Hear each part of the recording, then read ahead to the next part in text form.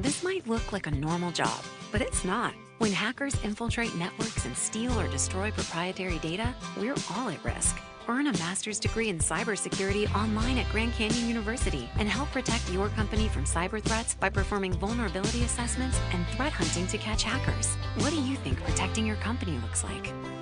GCU offers over 175 high-quality online programs like this one. Find your purpose at Grand Canyon University. Visit gcu.edu.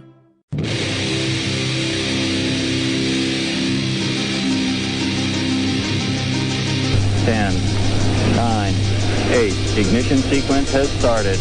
6, 5, 4, 3, 2, 1, 0.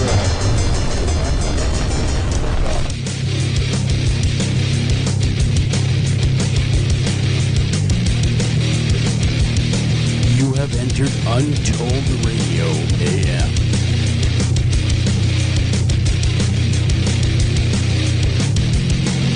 And now broadcasting from a secret location, your hosts, Joel Sturgis and Doug Hychak. And welcome to this edition of Untold Radio AM. I'm your host, Joel Sturgis. Right along with me is Mr. Doug Hychak. Tonight we got a great guest on tap. We have from Breaking Bad and many other movies. We're going to be joined by Jesus Payan tonight, Jr., and he has been investigating Bigfoot, well, man, for like 30 years, for a very long time. He's had an interest. And I know when when Doug first brought the show to me, I was thinking, what does the star have to do with Bigfoot, until I read his bio, and I think you also will be very pleasantly surprised at what he brings to the table in view of Sasquatch research. He is big into it. He was also part of the Falcon Project. He has been researching it heavy and had some of his very own Sasquatch experiences. You're not going to want to miss that. Again, Jesus Payan Jr. at the bottom of the hour, so you're going to want to catch that. Doug, how are you? Doing good. Doing good. Yeah. So it's been a kind of a crazy weather week. It's been kind of we're burning up here. We got wildfires not an hour away from me, raging away.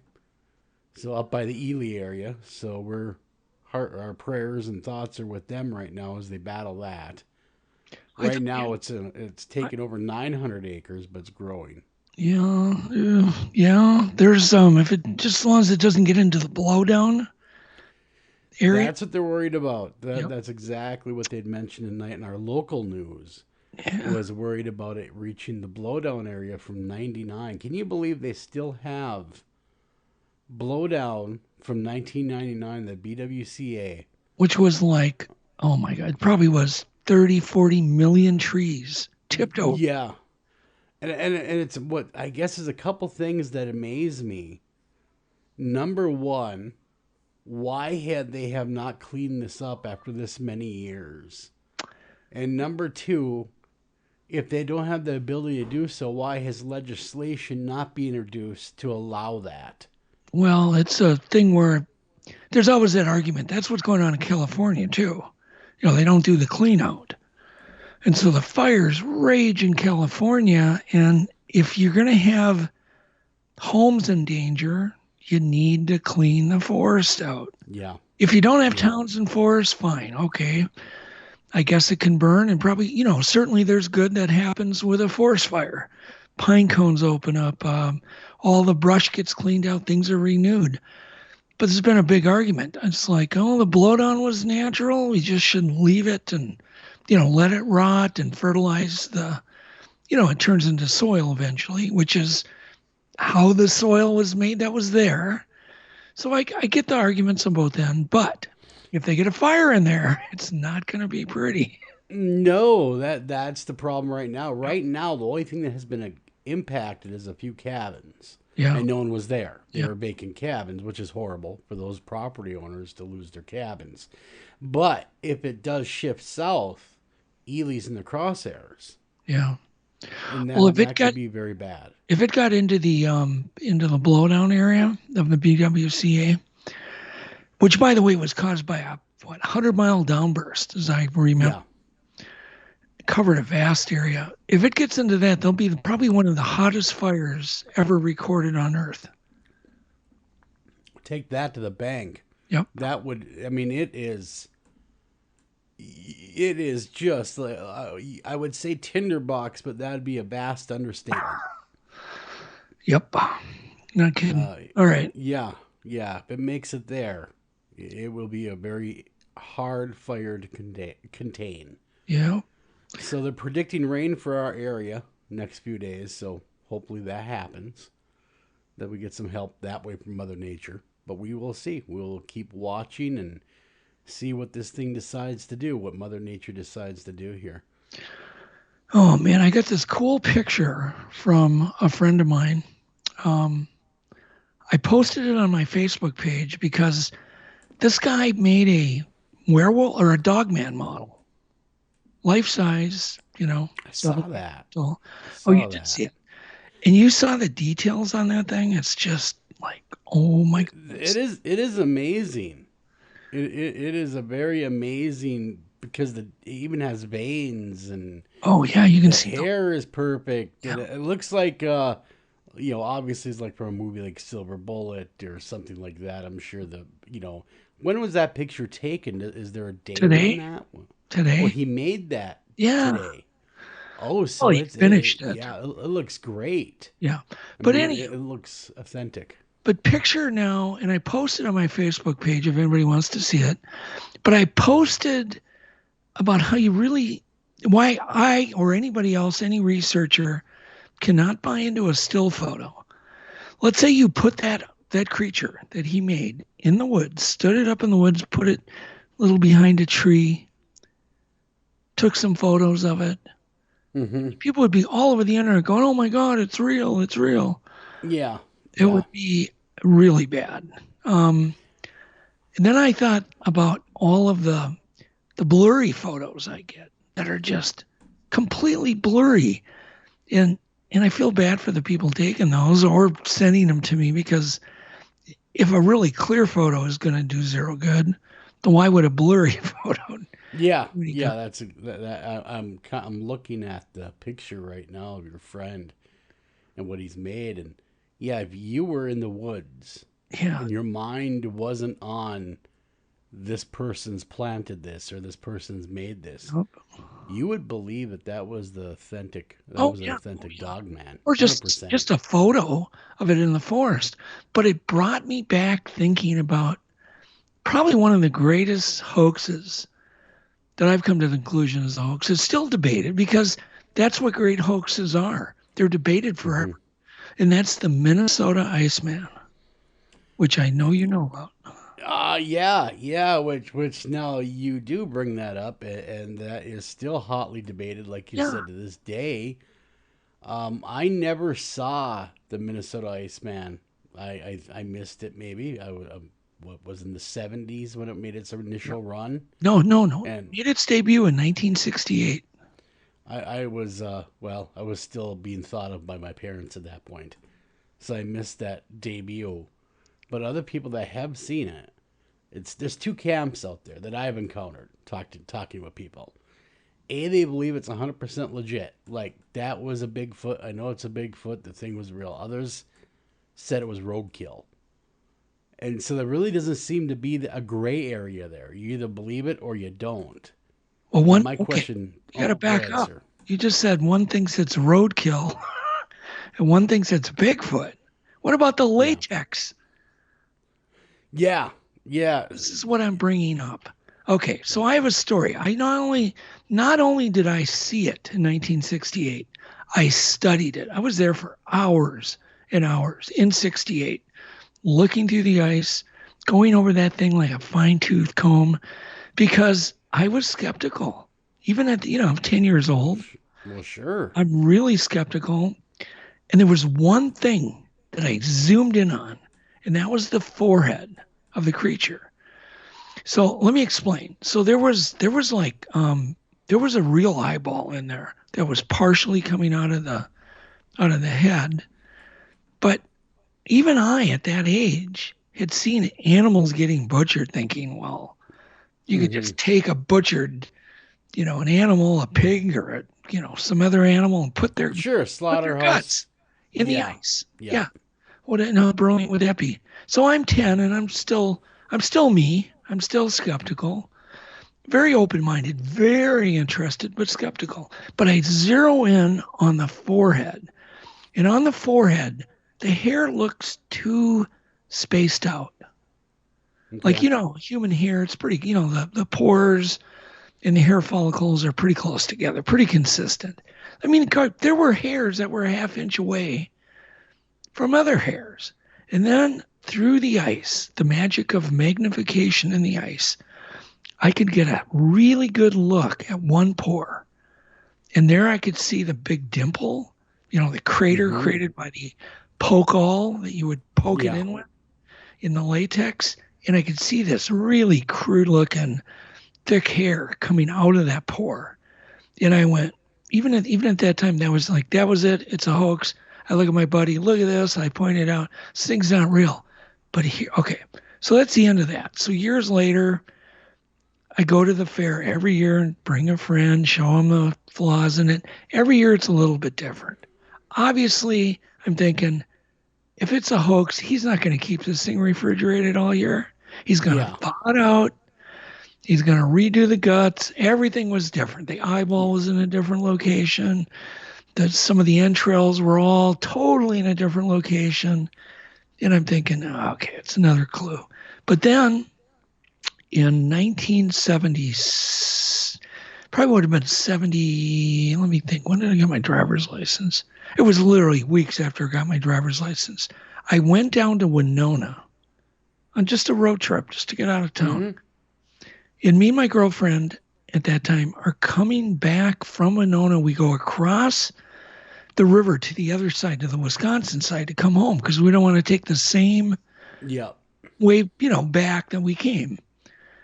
And there's a big sign that says antiques. And at that time, even at a young age, I was doing some restoration of antiques, like antique refrigerators, trunks. So I pull into this farm and I'm like, and there's this old guy sitting there in a lawn chair.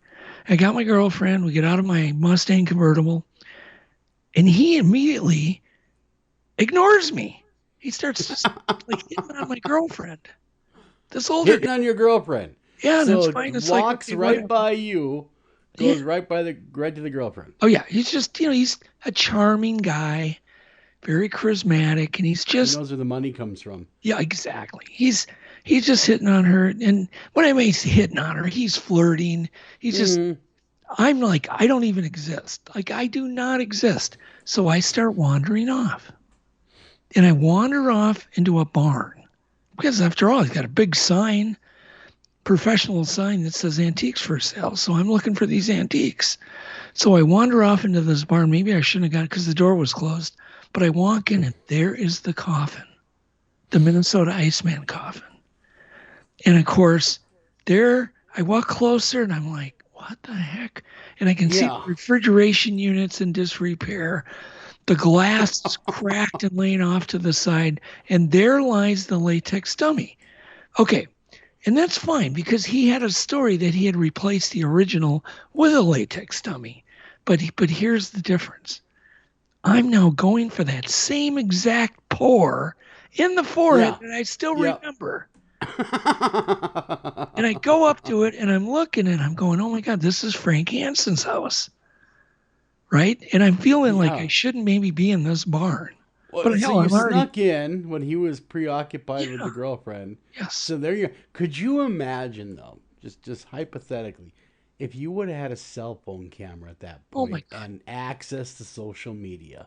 Yes, but it still wouldn't have meant anything because I think it was, maybe years later. I don't know the exact year, but years later he did claim that he had replaced the original because he was afraid of being arrested with a latex dummy. But I saw this before that claim, I believe. But even it didn't matter. The pore and those pores on the forehead that I just studied for hours and hours, remembered those exactly, went right to it. There was the same one pore So I one pour. Literally one pore with a hair coming out of it, that I knew that this was the same thing that was in that ice in 1968 that he did claim at that time was real. And so for me, it's always been 100% hoax, even though I'd love to have had it been real, but it wasn't. Have you ever talked with him since? Or I mean, he's long since dead now. He's passed, yeah. But before that point, did you ever have a chance to talk with him as an adult? No. And you and him discuss the Iceman and what you saw, and just curious what his. I talked to him. I talked at the fair, of course. As a kid, he kept having to shoo us out of there because we wouldn't leave. He'd say, "God, you guys didn't need to leave. You've been in here and over, an hour and a half," and we're like, "Just a little longer, please." Just a little bit, just 10 more minutes. Just give us 10 minutes. Yeah. Well, there was a lot to examine. I mean, you had to hone in on one little area because some of the ice was very cloudy, full of bubbles, and somewhere it was just crystal clear, So my point is, if you were to take this dog man that I posted up on Facebook, froze him in ice, laid a pig's eyeball, made it, come up with a story how he was shot in the back of the head, and blah blah blah, there would be people that would be fooled. But here was the topper. Here's the good part. A guy by the name of Ivan Sanderson. He examined this thing, and apparently when they were examining it, they leaned on the glass and broke it. And a bunch of fumes came out of the glass, of real blood. Really? Kind of rotten flesh. Yeah. That was the cincher for those guys. Yeah. But little did they know that would do the same thing. If you took and froze a bunch of pig guts out in the open in your freezer. Right. And you let it sit in there for a year, half a year, a month or whatever, and you cracked your door open, you'd get a woof too. Yes, you would, yeah. Because it doesn't matter what organic material it is, whether it's pig or cow or what have you, it still get produced that same decay. It doesn't matter if it's a Bigfoot or a cow. Yep. So, and that was what led them to believe it was real, because the stench of guts that they got. Well, I think that was, it was obviously, examining the thing, because it was an amazing model, like the dog man I just posted. Yeah. There was a lot of technology with, latex and hair. It was new back then in the 60s, but it was being perfected. And I would imagine that it was just all the details, the story. Frank, he was very convincing.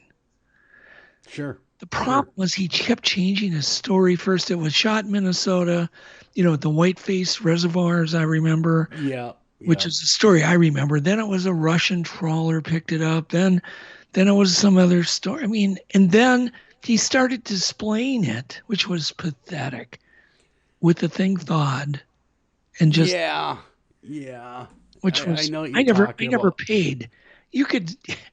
I knew that it was just a hoax, and of course I wouldn't go in and look at it anymore.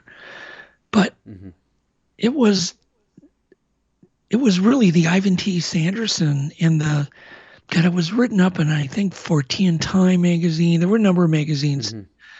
And Argosy magazine, and that's when it just went nuts, and everybody knew about it and thought it was real because of the examination. Yeah, there it was. Yep.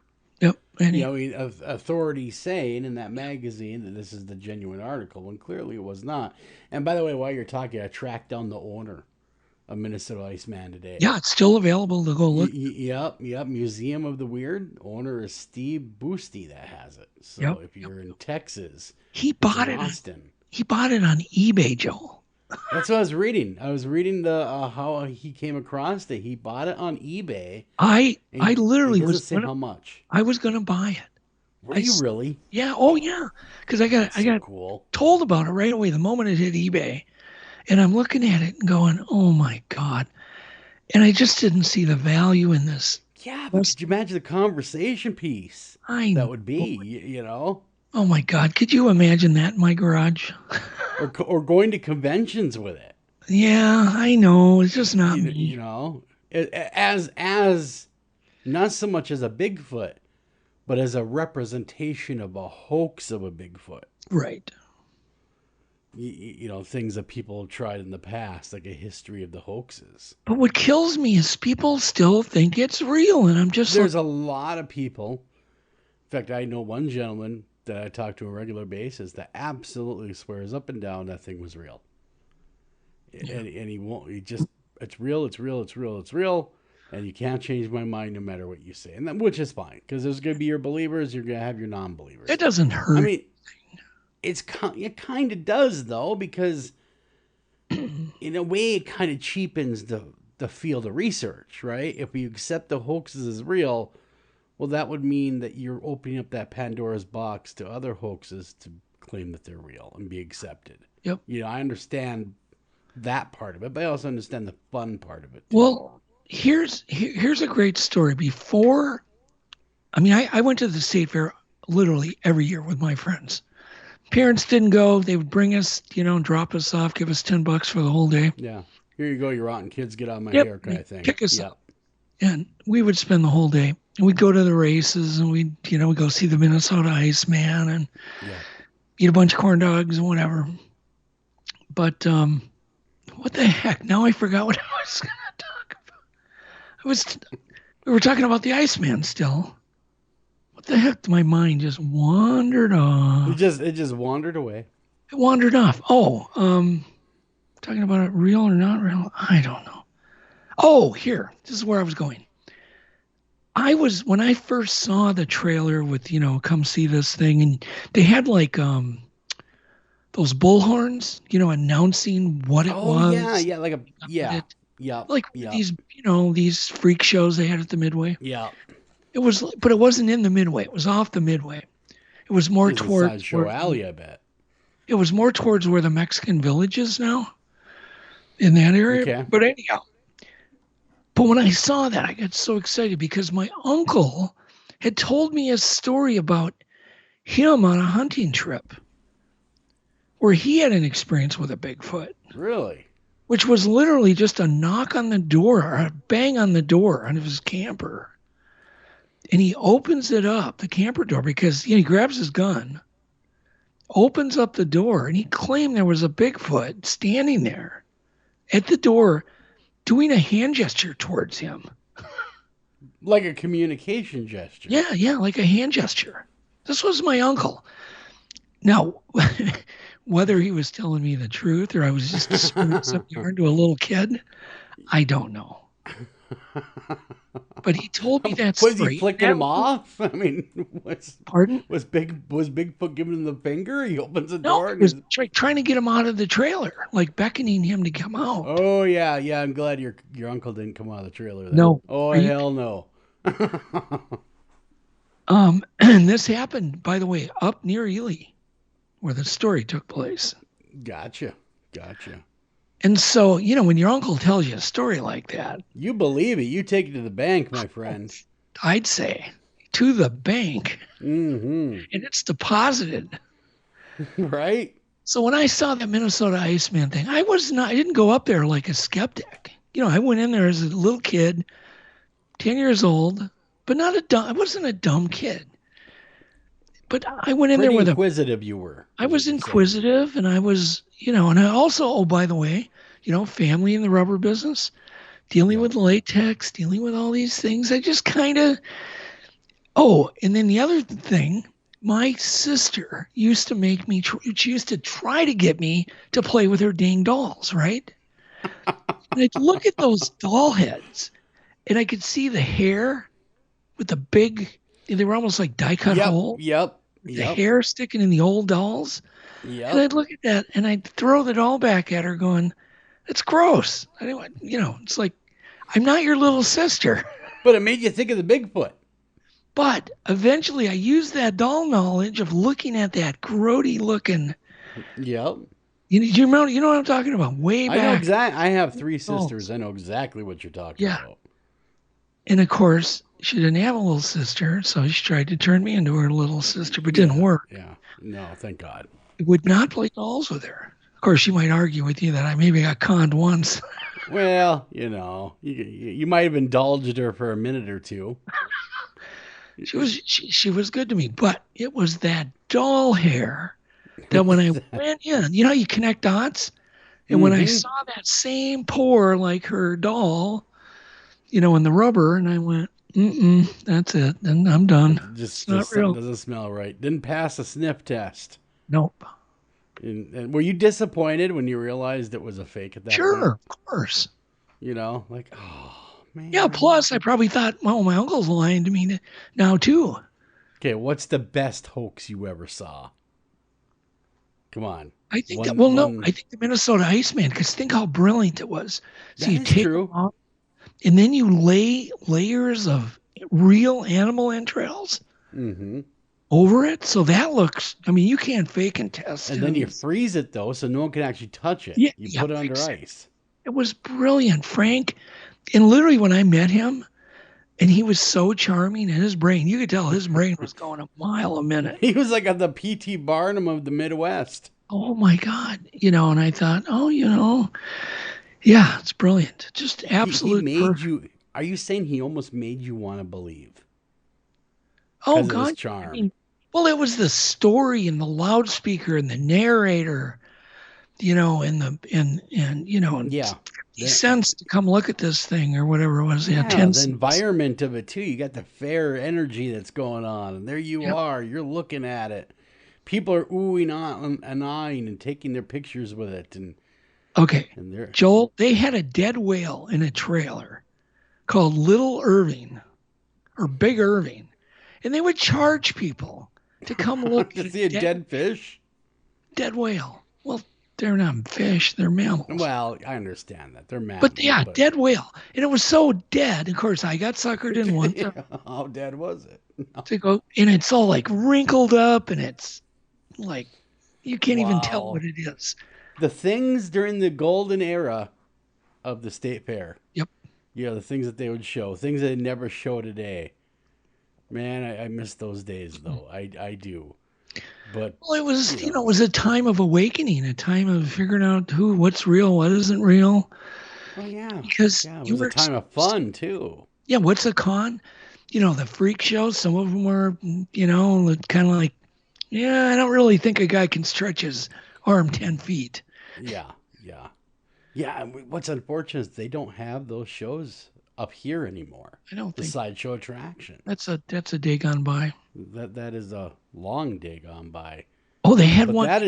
They had one, Joel, where they had this so-and-so gorilla girl, right? And I got suckered into that one. And we knew it was going to be fake when we went in. Yeah. And we knew it would probably be cheesy and the effects would be cheesy, and it was really cheesy. It was worse than even we could imagine. But, you know, they took our 10 cents or whatever. Those are good old. Hey, did you hear really quickly for anyone that's listening in the Minneapolis, St. Paul area, that the Back to the 50s car show is back on? Back on, yeah. It's back on. Good for them. Yeah. Good for them, because I know they'd canceled it, and now it's back on.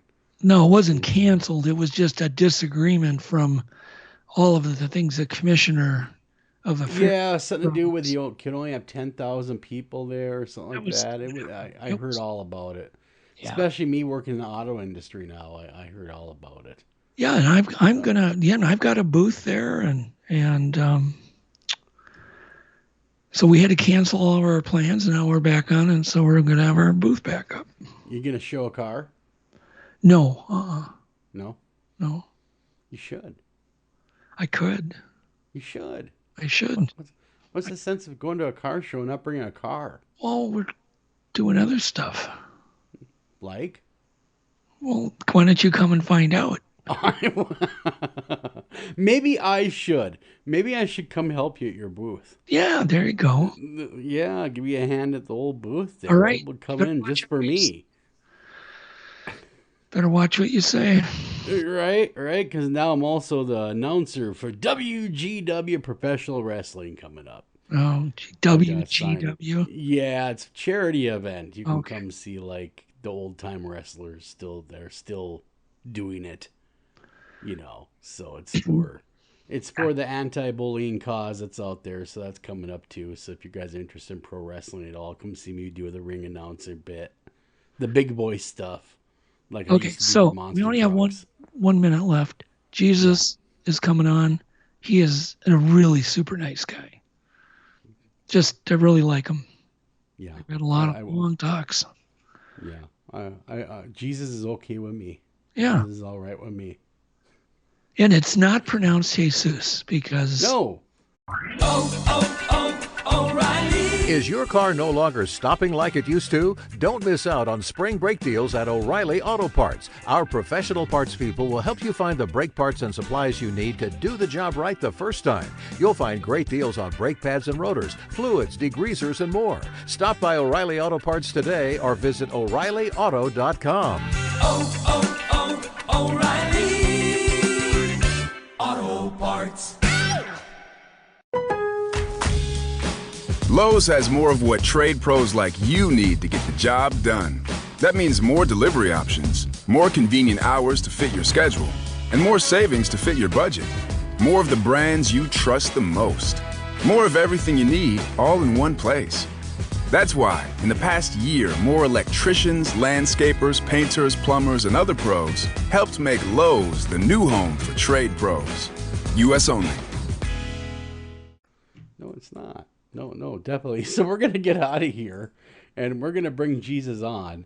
Not that Jesus, the Breaking Bad Jesus. So don't get too excited. But he's a big deal, don't get me wrong.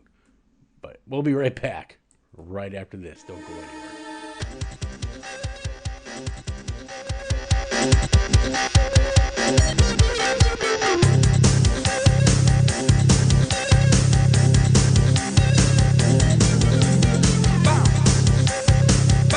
Hi, Tom Bodette.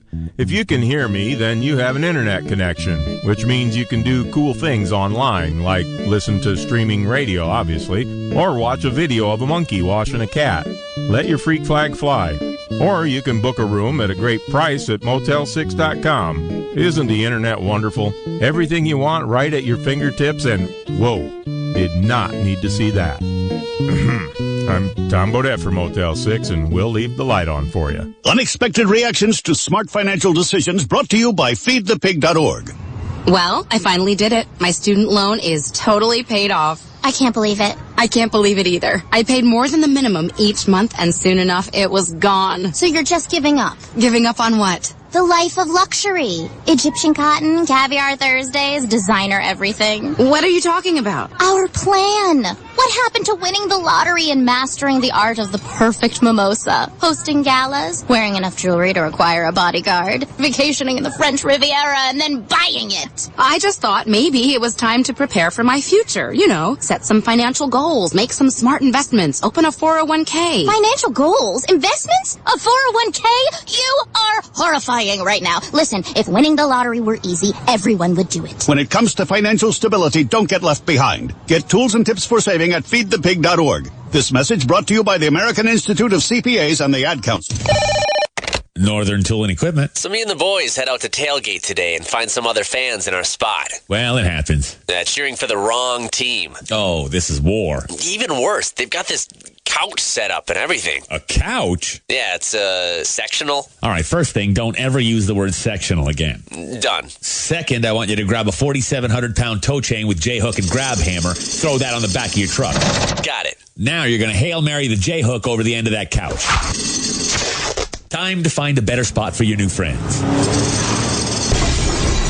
That should do it. There's no problem a little horsepower can't solve. Northern Tool and Equipment. Taking a family of 5 to the amusement park can cost a small fortune. Oh, yeah. So to save some money, we thought, hey, let's bring the amusement park to us. Yeah. Go ahead. All right. Step right up, young man. Are you ready to ride the wacky waterfall? That's just the bathtub with the shower head running. Nope, it's the wacky waterfall. It's the shower, Dad. Waterfall. Wacky. There's an easier way to save. To get a free rate quote, go to geico.com. Then buy online, over the phone, or at your local Geico office. Green light. Hey, girl. School zone. I'm getting hungry. Car changing lanes. You want to meet me for pizza? Stop sign. Intersection clear. Yeah, street. Pizza sounds good. Ballin Street? Girlin Street! It's hard to concentrate on two things at once, like texting and driving. Stop the text, stop the wrecks. How will you stop texting and driving? Tell us at stoptextstopwrecks.org. Brought to you by the National Highway Traffic Safety Administration and the Ad Council.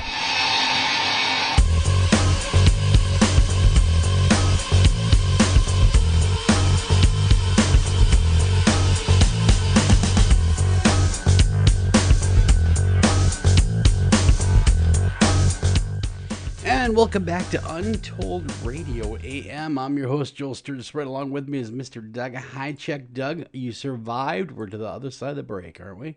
Yeah. Look at us. I did. It's great. I had to run up 2 flights of stairs. I know. You're and out of down breath now. And I'm like, I know. I didn't die.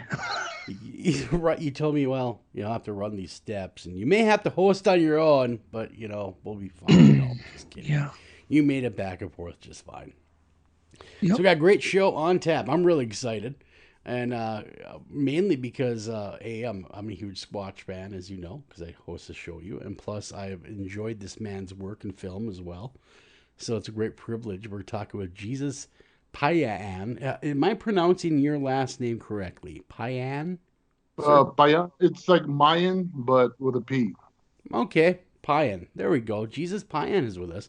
As you know, he is an actor, and he plays Gonzo on the hit series Breaking Bad and Better Call Saul, also with numerous other movies with Steven Seagal and Mark Wahlberg. However, he has been a long-time Sasquatch researcher. The Sasquatch, his first encounter with Sasquatch was through, for a lot of you, the book by the author C. Clarke's Mysterious World at the age of 5. I know that impacted a lot of people I talked to. They bring that book up, by the way, just a side note. In the year 2000, while living in New Mexico, Lincoln County National Forest, he heard his first Squatch making 2 long, haunting calls that silenced the forest. I know what that's like. Whew, send chills down your spine. Thus beginning his lifelong quest to find and understand the reality of the mysterious creature. He was chosen as one of the field researchers for the Falcon Project, and let me tell you, folks, that is an honor and a half right there to be that project. That was a Dr. Jeff Meldrum project, and that was huge. He was featured on Finding Bigfoot on their Four Corners episode on the Upper Fruitland Navajo Reservation, where Jesus threw the first Bigfoot Conference ever on that reservation. Jesus, thank you so much for coming on the show. It's our honor to have you on. Thank you for having me, guys. I appreciate it. Honored. So, you've been an actor for many years. You have a large body of work, and Breaking Bad and all that kind of stuff. But we're really, really interested to hear about that. But man, how does the Squatch fit with a Hollywood actor? I mean, we heard a little bit in the bio. And so you're hunting for Squatches. How do you find time between your Hollywood career and to get out in the field? I mean, that was one of my questions I wanted to ask you, because I know how demanding acting is. Well, the way it worked was I was doing the Sasquatch thing before the acting thing. I started acting in 2005, and because I'm not in Hollywood, I'm in New Mexico. I'm a very specific type of actor that they needed. So I wasn't in every movie. It's only when they needed giant, scary gangster cholo-looking dudes in film. And so I would get a TV role or a movie role, say, every couple months. So then in order for them to save on their budget, they would cram all my scenes into 3 days. So I would shoot all my scenes, 19-hour days, 20-hour days, and have nothing to do for another 2 months. So in between my movies and TV shows, I got to enjoy life and go hunting the mysterious, strange things out there that go bump in the night. Sasquatch was a big part of it, but pretty much because I lived right by the forest. My mother worked for the forest department. I was always out there in the wilderness. I love being out there, just either way. And yeah, so just being out there all the time, I kept on running into, I guess, Sasquatch-esque stuff because I like doing photography and whatnot. And yeah, I'd hear weird things, and then when I'd get home, I'd search through my photos, and yeah, I'd start finding them peeking at me, and it just got deeper and deeper. And when they started coming down to where I lived at the base of the mountain, yeah, I had to start really go full on research mode. That's amazing. And one really quick question for Doug jumps in is, has your acting career opened up a lot of doors with your research career as well? Because people might recognize you from Breaking Bad and feel more at ease with you, going, oh man, you're from that Breaking Bad. And they'll open up and tell you about their story. That you find that being the case, where they're more apt to talk to you? What happened was I'd be interviewed for one of my movies or my TV shows, and they would ask me, so Jesus Jr., what do you do in between feature films and whatnot? And I would mention what I do, and I hunt Bigfoot. So because of that, these other researchers out there and radio hosts and bloggers, and they would call me up and ask me if I would be on their shows, which is how I ended up on Finding Bigfoot.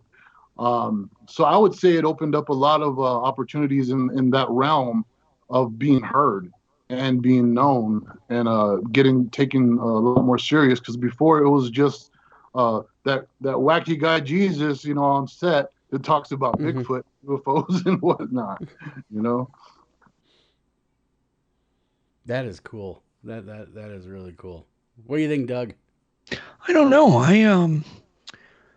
I found his story really, really interesting. And I also find it interesting that you hadn't probably hooked up with other stars, because there are a number of other people that are into acting in movies and film that are into the topic. Have you met any other actors that are totally into the topic there? The only actor that showed serious interest was R.J. Mitty. He played Walt Jr. on Breaking Bad. Me and him were roommates in L.A. and he wanted to go Bigfoot hunting.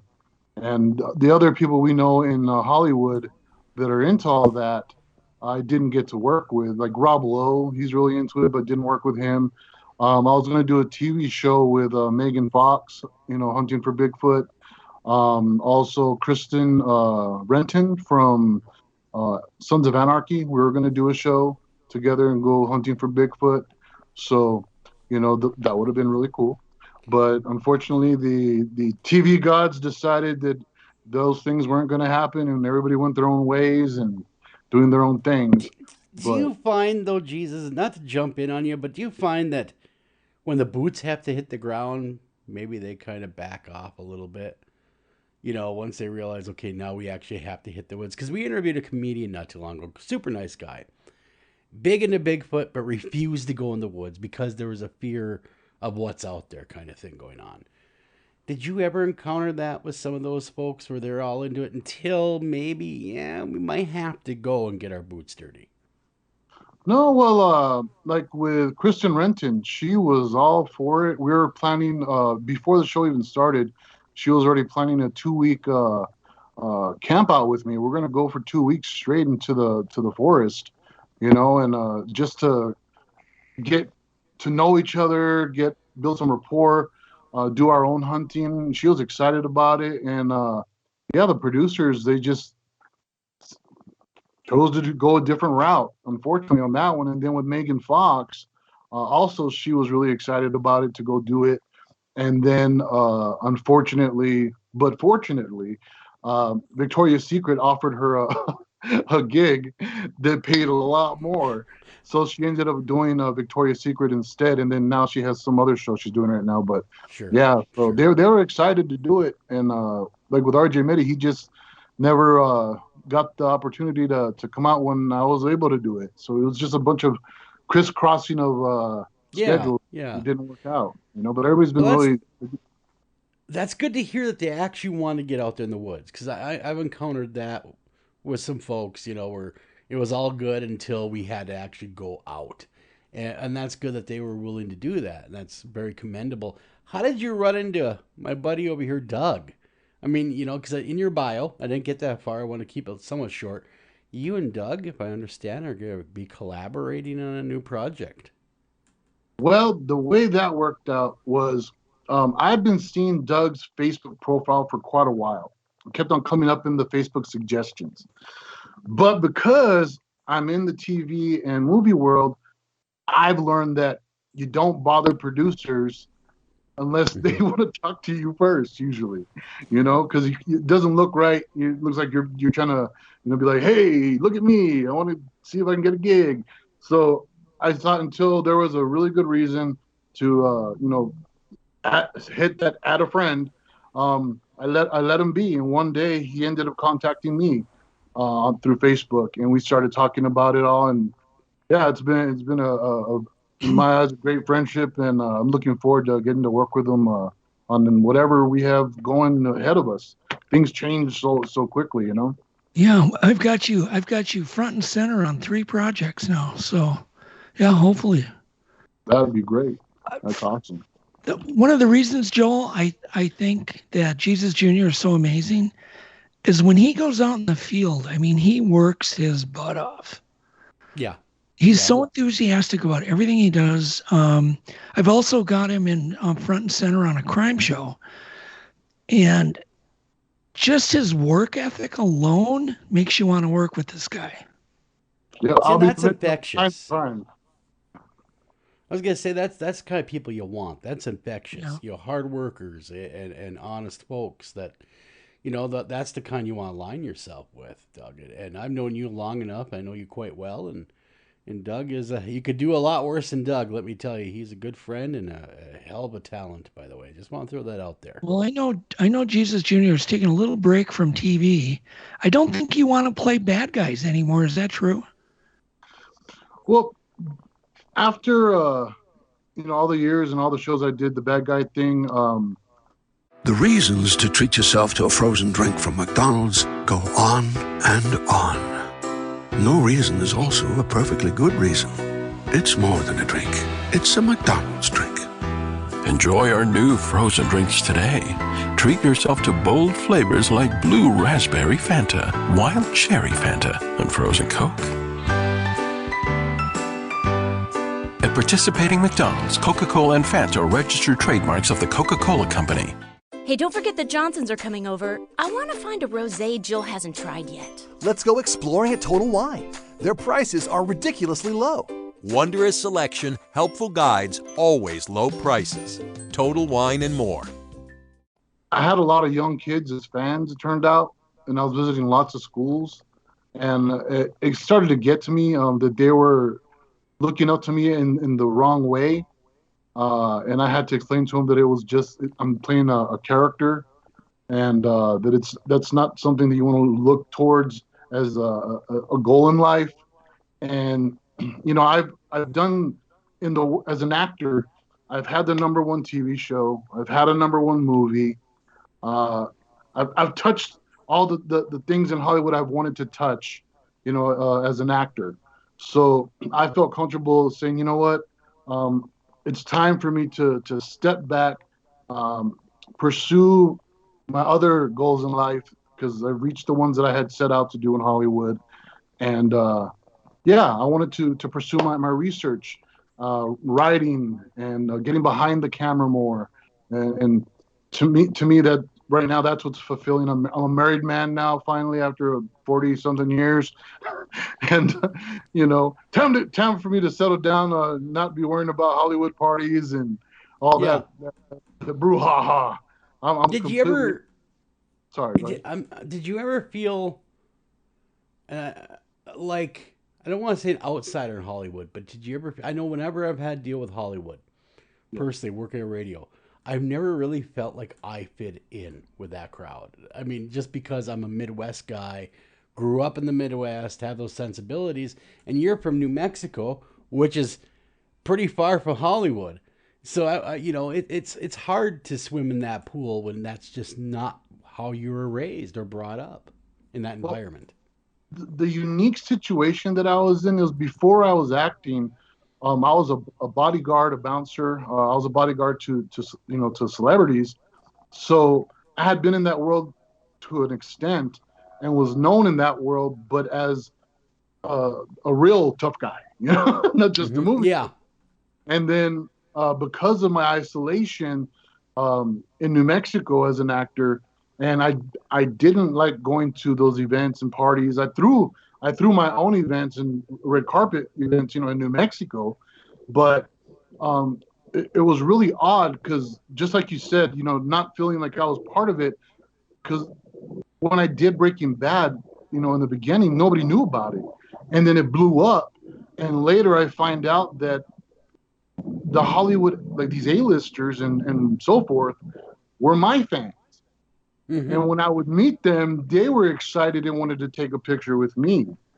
And that was just weird, because I was going to say. Yeah, I'm like, you're Denzel Washington, you're Mark Wahlberg, and yeah, it was the complete opposite.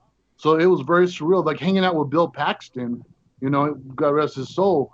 But it was surreal, and I still didn't feel as one of the gang because I was like the actor's actor. I didn't get to hang out with them really on a different level, which it was just so odd. But that's a great question. Nobody's ever asked me that. Thank you. So back when you were doing Breaking Bad, you worked with Raymond Cruz, who played Tuco, who probably played the most vicious gangster on TV ever. Oh man, yeah, that guy. What was it like to work with him and to watch him probably come into that character and then come back out of it? And because I'm sure he was just a nice guy like everybody. That was the weirdest thing on earth. I'll tell you that because, by blood and DNA, I'm Mayan Indian. I consider myself a Native American, or however you want to look at it. But growing up, I was a Chicano, a quote-unquote a Mexican, Cholo, So I grew up watching, Blood In, Blood Out, American Me, these gangster movies, Chicano gangster movies. And he was in a whole bunch of them, right? So, I had never seen him out of character. And I hadn't experienced Hollywood yet because Breaking Bad was like this, maybe the third thing that I had worked on, in my career. So I'm on set. He was already in character. So I didn't get to see him before that. We just met. We were on set. He was in character already. And he was, doing his thing. And to me, that was normal. That was, I came from that background technically, and I was used to that. So that wasn't weird for me. The strange thing was when they yelled cut at the end of the day, he said, check the gate. And he looks at me, he's like, hey, bro, you want to go get some hot wings? And I was like, what? You sound like a Ninja Turtle. Holy crap. And it turns out, he was raised in Malibu, California. He was a surfer dude. Didn't grow up in the barrio. Didn't talk like in the movies and TV shows. He was, and he was just nicest guy, funny as heck.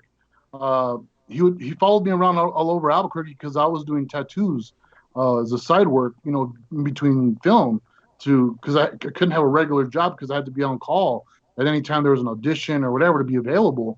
So I was doing tattoos for people, and he followed me all over Albuquerque, watching me do tattoos on people. And he just thought I was the most interesting thing on earth, because when they yelled cut, I was the only one that walked off set with the same clothes on and didn't take off makeup, and all my tattoos were real. Yeah. You're the legit article as far as that went. The look. You didn't have to change anything, where everybody else had to change. I kind of know where you're coming from, because years ago, I used to work with the WWE, and they would do their promos. Like you'd see them come on. You know what I'm going to do to you? I'm going to take you down to the parking lot. I'll pound you. And, they get in that character. And then when they're done their promo, it's like, how was that, guys? Was that good? Good. Hey, how you doing? And the guys get beat up in the ring. They're going out for beers afterwards. Right. That guy, it's such a strange thing when you see people come in, skilled people especially, come in and out of that character. It's like, wow. It was a total change in who they were. It still amazes me to this day how actors can do that. Oh, definitely. It helped me a lot because I was raised in the military, and I honestly didn't know about race issues until I hit public schools. I didn't know I was a quote unquote Mexican until I hit public schools. All I knew I was an Air Force kid, you know. Mm-hmm. And my dad, we were raised. They didn't speak any Spanish to me or nothing. He said we're Americans. I never knew anything else about that until I got, into public schools in junior high, and everybody was segregated. People started calling me a Mexican. A lot of people hated me. I didn't know why, And on the base I lived on, literally, there was only two quote unquote Hispanic families on the whole base. So there was no one else that I could relate with at all. So that must have been hard. Jesus, that must have been hard. Really hard. Because then when we moved to New Mexico, because I was in Arizona, when we moved to New Mexico and my dad had retired, the cute little street they picked to live on in front of the really cute church happened to be the worst gang-related Chicano gang-related street that was in that town. And I landed right in it, and I had to survive and adapt to that world and that gang life, and to not be killed. And ended up becoming a fighter and getting jumped by groups and gangs constantly. I'd been shot, before. And that's how I ended up becoming a bouncer at 16, because my life was just completely inundated with violence and fighting. How does the Breaking Bad gangsters stack up to the real gangsters that you encountered? I would say they did a really good job on portraying both sides, because I've seen every side of the gang world across the United States because of my bouncing. I became a cleaner, kind of like Patrick Swayze. I would travel. I'd get calls and travel to different nightclubs or strip clubs or whatever to retrain security staffs. And each club had a different problem, either with mafia, with bikers, with crazy, you name it, I've dealt with it. I was in Compton, Watts, Chicago, and Dallas, and the list goes on. And on Breaking Bad, that was one thing that I did help with. I did tattoos for them, fake tattoos for them. My brother-in-law was a police officer that broke down the meth labs here in New Mexico for Albuquerque. So I had extensive knowledge on all that too. And, I dealt with a lot of the different things in the gang world, like I told you. So a lot of the different shows I got to help advise. So they did really good with what they had and what they portrayed, especially with the narco stuff.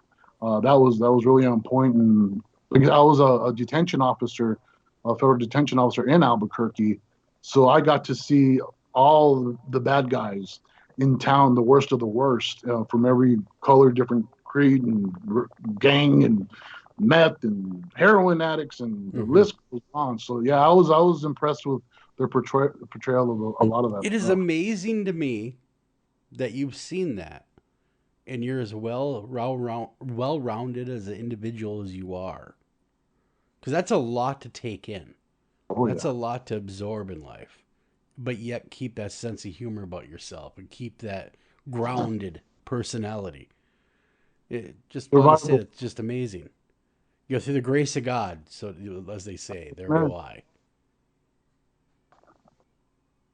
Yeah. Well, Doug, do you have any? He told me a story, Joel, about how he met Steven Seagal, and so Jesus Jr., can you relate that story? Because you were actually getting picked on, as I remember the story, by him.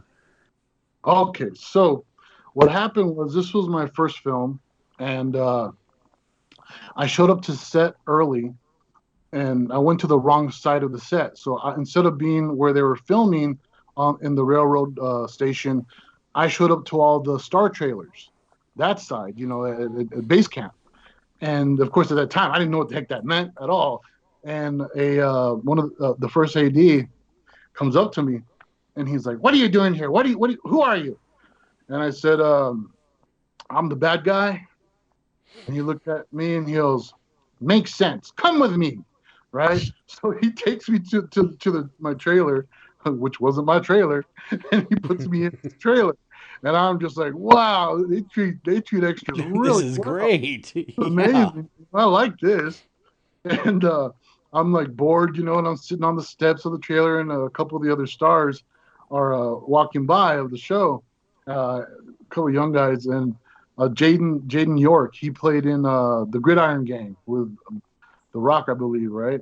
And he's like, hey, man, what part are you playing? And I was like, I'm the bad guy. And they're like, makes sense. I'm going to come hang out with those guys. So I was like, sure, dude, and I'm hanging out with them. And we go to the trailer, and we're, they asked me if I could rap. I said I could beatbox. So they're rapping, I'm beatboxing. We're having a grand old time. And hear a bang, bang, bang, bang, bang on the door. Open it up. It's that AD again. And he was like, you come here right now. You lied to me. And I was like, what? What do you mean I lied to you? You said you were this guy, and you are not Danny Trejos. And I was like, I never said I was Danny Trejos. I just said I was the bad guy. Guy called me on the phone and said I was playing the bad guy. That's all I know. He told me to show up here. So he takes me over to the right side of the set, sticks me with all the rest of the extras. We're by a train carts, and there's me and like 15 little guys, and don't look like gangsters. And Steven Seagal's off in the distance, kicking somebody in the crotch. There's a car on fire, and this little lady keeps on calling and saying, where's our Jesus? Where's our Jesus? And I'm just looking around like, are they talking about me? What the heck? So I walk over eventually, because her and this guy, which turned out to be the stunt coordinator, they kept on saying that we need our Jesus. Where's he at? Oh, we gotta find him. And I say, hey, I'm your guy. I'm your Jesus, Jesus, whatever, And he asked me if I could fight, and I was like, yeah. I go, literally the night before, I had got jumped by 3 guys at a party, and I beat the crap out of them. And I told him that, and I was like, not a scratch on me. And he was like, I didn't mean for reals. I mean, like, can you pretend? And I was like, oh, yeah. And, he pretended to punch me and stuff. And he was like, we can work with that. So the little lady goes, we're going to have the producer test you out. And they call over Steven Seagal. And I talked to Steven. And, he's questioning me. And he was like, follow me over here. So we're walking over to wherever he wants to walk. The whole show stopped. There's hundreds of people just staring like, who the hell is this guy? Right? Mm-hmm. First movie, ever been on a set. And he asked me, so have you been trained in improv? And I'm like, I'm doing it right now. Right? And he starts laughing. He's like, good answer. I was like, cool. So he stops me. He was like, all right, here's the scene. You're a bouncer. I'm trying to get in your club. You're not going to let me in. Don't yell at me. I'm like, sure, okay. I know those lines because I've been a bouncer for years at that point, Yep. And he walks up to me and he's like, trying to get in your club. And I go, yeah, well, you're not going to get in. I'm pretending I'm holding a clipboard, And he just looks at me and he goes, walks away for a second, turns around, comes back to me and goes, so what do I got to do, pay you or something? And so all you got to do is turn your happy ass around and walk away. Because you're not getting in my club. What part of that don't you get, man? And he looks at me. He's like, you're good. I like you. You got it. It's your part, right? So we're walking back, and he's like, so tell me, what's your name? And I go, Jesus, whatever. He was like, no, I get it. You're a dedicated actor. That's your character's name. What's your name? And by that time, we had got up to the little old lady again, and the other guy, Mike Smith, the stunt coordinator. And I go, that's my real name. She called me. She was like, where's my Jesus? I lifted up my shirt, and across my stomach in Old English, I have tattooed Jesus. And I go, Jesus. and he's like, holy moly, and the little lady's like, this is a divine intervention. And he goes, you know what? Meet me at my hotel tonight so we can fight. And I got to go to his hotel that night, and we beat the crap out of each other. And that's how I started my acting career. Streaming only on Peacock. John Wayne Gacy is suspected of having killed as many as 32. Straight from the killer's mouth. They want you to believe that I alone committed these murders. The new gripping 6-part documentary series that investigates the crimes that shocked the nation. The thing everybody thought they knew wasn't the whole story. John Wayne Gacy, Devil in Disguise. All episodes streaming now. Only on Peacock.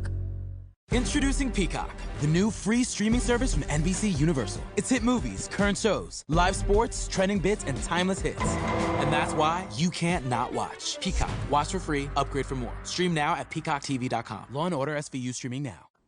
Wow. Damn. What a way to begin. So how did that fight go? Yeah, I was going to say, it was a real fight. Or was it was a real fight. I ended up with a bloody lip, and he almost broke my arm. But he couldn't take me out, and he couldn't flip me because at the time I weighed about, I'd say easy 400 pounds. I'm down to a petite 330 now. But yeah, you know, I'm a professional martial artist too, and yeah, we made a mess in that room. Oh my God! Well, he's a real he knows what he's doing. So he's legit. What are your thoughts of Steven Seagal? And because you did a number of his movies. Yeah, I did 3 movies with him. He was always nice to me. The rest of the crew didn't like him. He loved messing. See, as an actor, after being on so many sets, you get really bored, and it becomes just like, you know, same old. And he likes to prove that he is not a joke.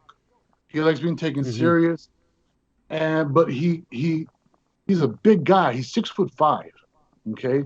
So he's bigger than me. I'm 6'3" with some good boots, 6'4". But he's a big dude. And so like all the stuntmen are scared to fight with him because he likes to really make contact, you know? And me, all I've known is real. You know, working in prisons and doing all the stuff that I did, I thought that was awesome and fun. And he was not used to that, somebody liking it. So when I'm doing the films, you know, with them, all the stuntmen would tell me, get pads, wear a cup, pad up, man. He's gonna kick you in the balls because he liked to kick people in the balls. And that's not a myth. He will kick you in the nuts if you give him a chance. And so I would never wear pads. And he knew, because I fought him, and he knew that if he cheat shot at me, that I'd knock the crap out of him right back, you know? Yeah. And yeah, I'm not some little dude, you know, that's going to be like, help me.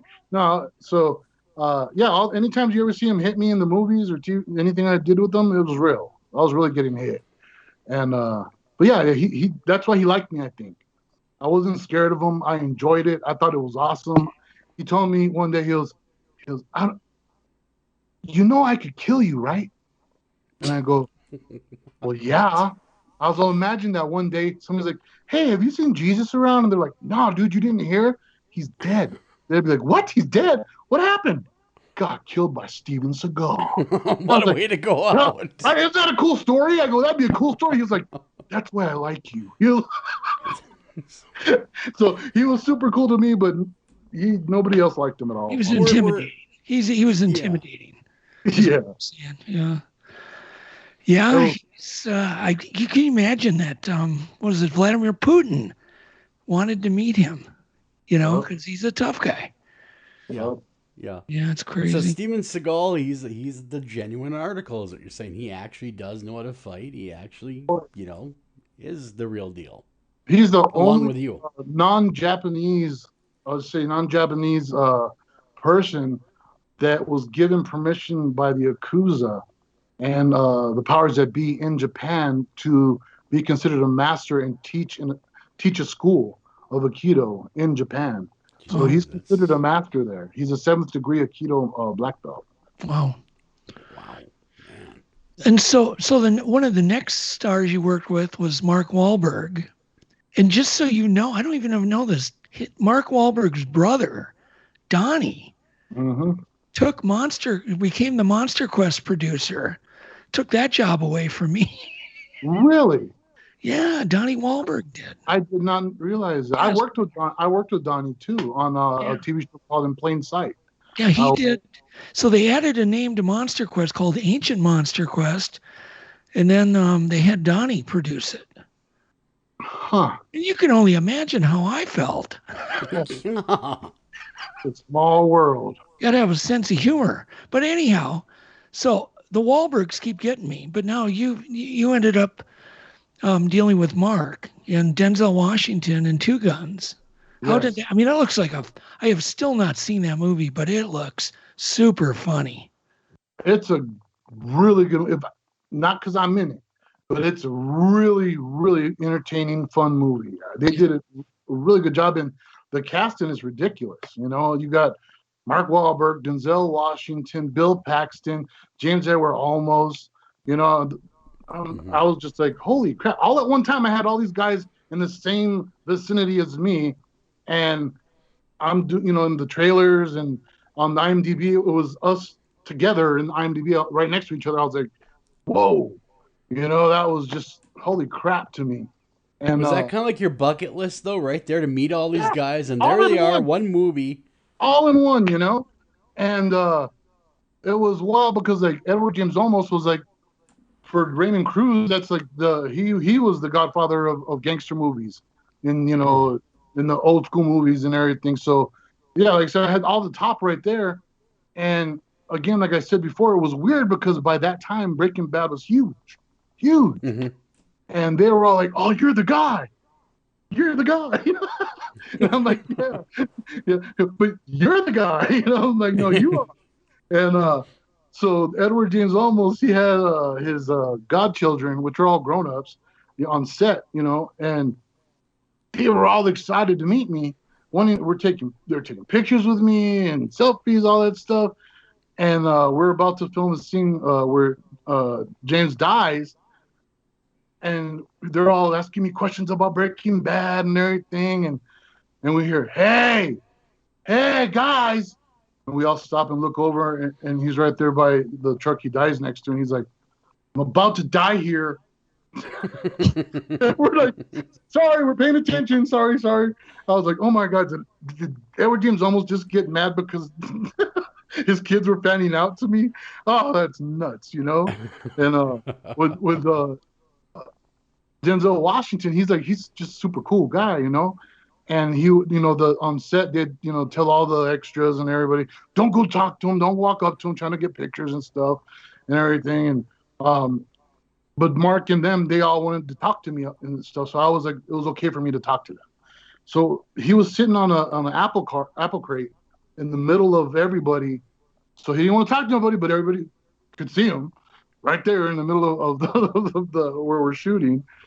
And I like messing with my co-stars. I like having fun. Like I said, we get bored on set, and sometimes they get, in my eyes, some of them need to get brought back down to earth a little bit sometimes, Yeah. And so, I'd go up behind Denzel and I'd scare him. I'd go, I'd come up inside of him because he's like, whoa, man, don't do that. I was like, well, you're just getting a little too cool. I was like, you can't be that cool, man. I was like, that's dangerous, and he'd crack up and stuff. So, between another scene, I have to tell a story because it's fun. We're doing a chicken coop scene. It's between scenes. We're sitting behind this chicken coop. It's me, Mark, and Denzel, and they're talking about Wesley Snipes because at the time he was still in prison for the tax situation. Yep, I remember that. So they start talking about jail, and Denzel asked Mark, hey, have you ever been to jail before? And Mark's like, yeah, I was in jail for 2 weeks when I was like 16 years old, did some real stupid things. He goes, what about you?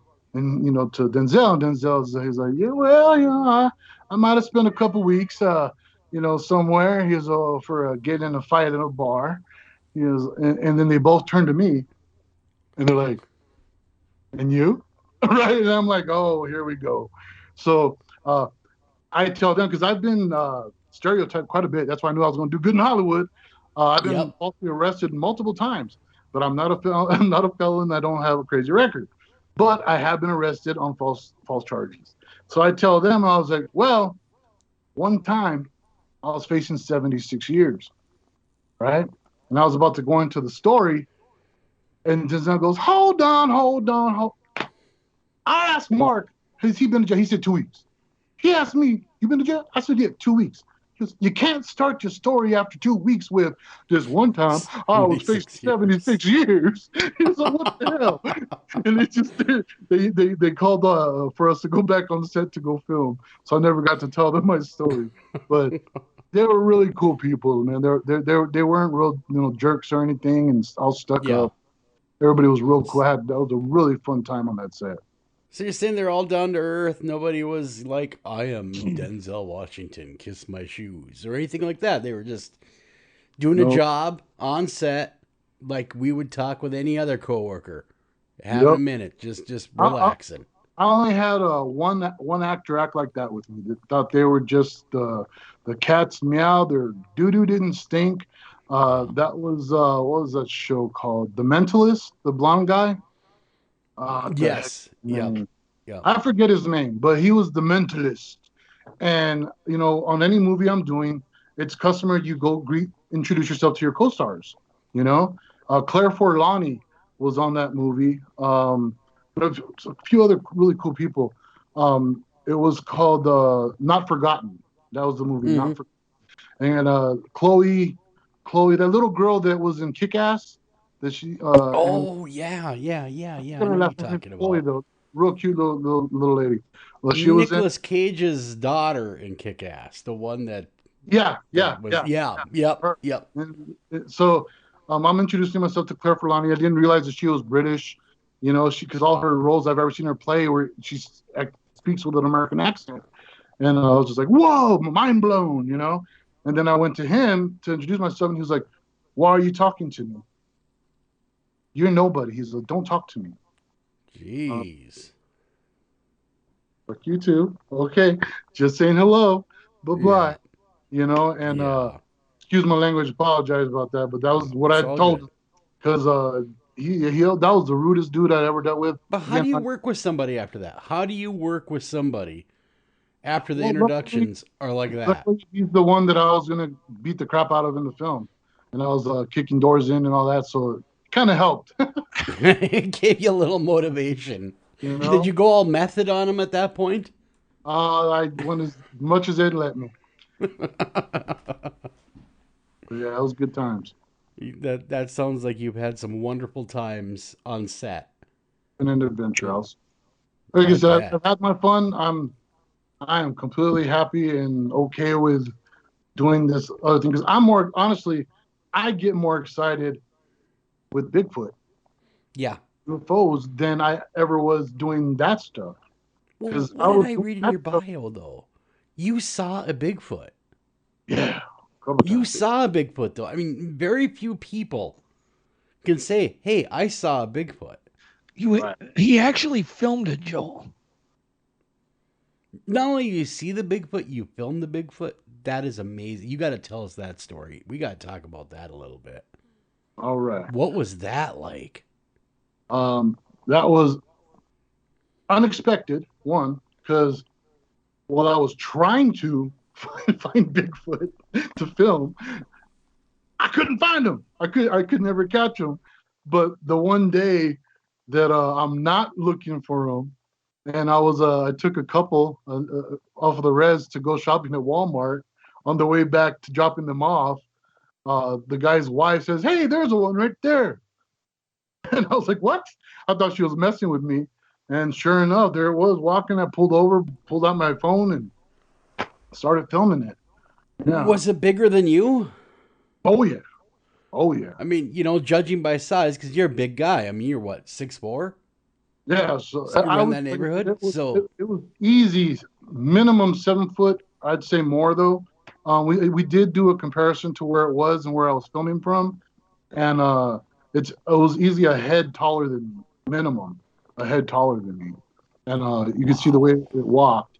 But yeah, the other time was when I got two Bigfoots looking in my tent, and I got a picture of that too. And the tent, I could stand up in the tent, And I'm like you said, how tall I am, and my head didn't touch the top of the tent, and they were looking down in the tent. So we're dealing with some huge individuals. Yeah. So, yeah. So a lot of people don't think about New Mexico, when they think about Bigfoot. Right. What are they? I mean, explain New Mexico and the areas that you do research in about the water and the forests, because most people who've never been there think New Mexico, they think desert, scrub brush, a lot of the Navajo areas. Nation. Yep. The nation's out there. Yep. Well, you got to northern New Mexico. That's where you got the Navajo Nation, and you're getting close to Colorado. So you got, Colorado, you think mountains, of course. So you got some mountains over there, the Kuchikai Mountains. So it's not that weird over there to think maybe there's a Bigfoot, but it's an immediate, abrupt change to desert. That's the thing about New Mexico. A whole bunch of it's desert, but it's so abrupt. Now, where I'm at in the Southwest, down towards, I'd say closer to the three corners for me would be Mexico, Texas, and New Mexico. Okay. So the Lincoln National Forest is the United States' smallest forest, national forest. We have the smallest one, but you could get lost in it. It's not that small. We got mountains, down here. But again, just 25 minutes away, we have White Sands National Monument, literal sand dunes down here. In between that, from my mountains to White Sands, is a desert, like you said, scrub brush, mesquite bushes. But we do have water. We do have a serious monsoon season. The Bigfoot here travel from the mountains down what we have. I call them little mini Grand Canyons. We have little baby canyons that run all the way down to White Sands. There's been a Bigfoot reports by the military on White Sands Missile Range. Okay, they found 22-inch ancient footprints in the bedrock in White Sands. We had megafauna here, the giant camels, the giant sloth. So we have a history here of giants.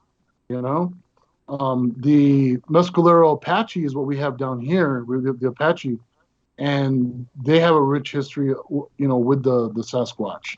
But we don't call them Sasquatch here. They call them, the Kissa or the Man of the Woods, the Wild Man, of course, the hairy ones, the hairy people. They consider them a people. Before they go out to hunt, they hit their drums. The father drums I used to drum and sing at the powwows up there at Mescalero. But yeah, we've got Bigfoots here. We have serious forests here, but it's night and day. I mean, like literally, 1 second you're in mountains, and the next straight desert.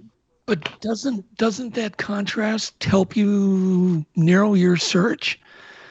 If you come to Minnesota, which you got to get up here, I mean, we have just forests. I mean, they're everywhere. Where would you even start in Minnesota?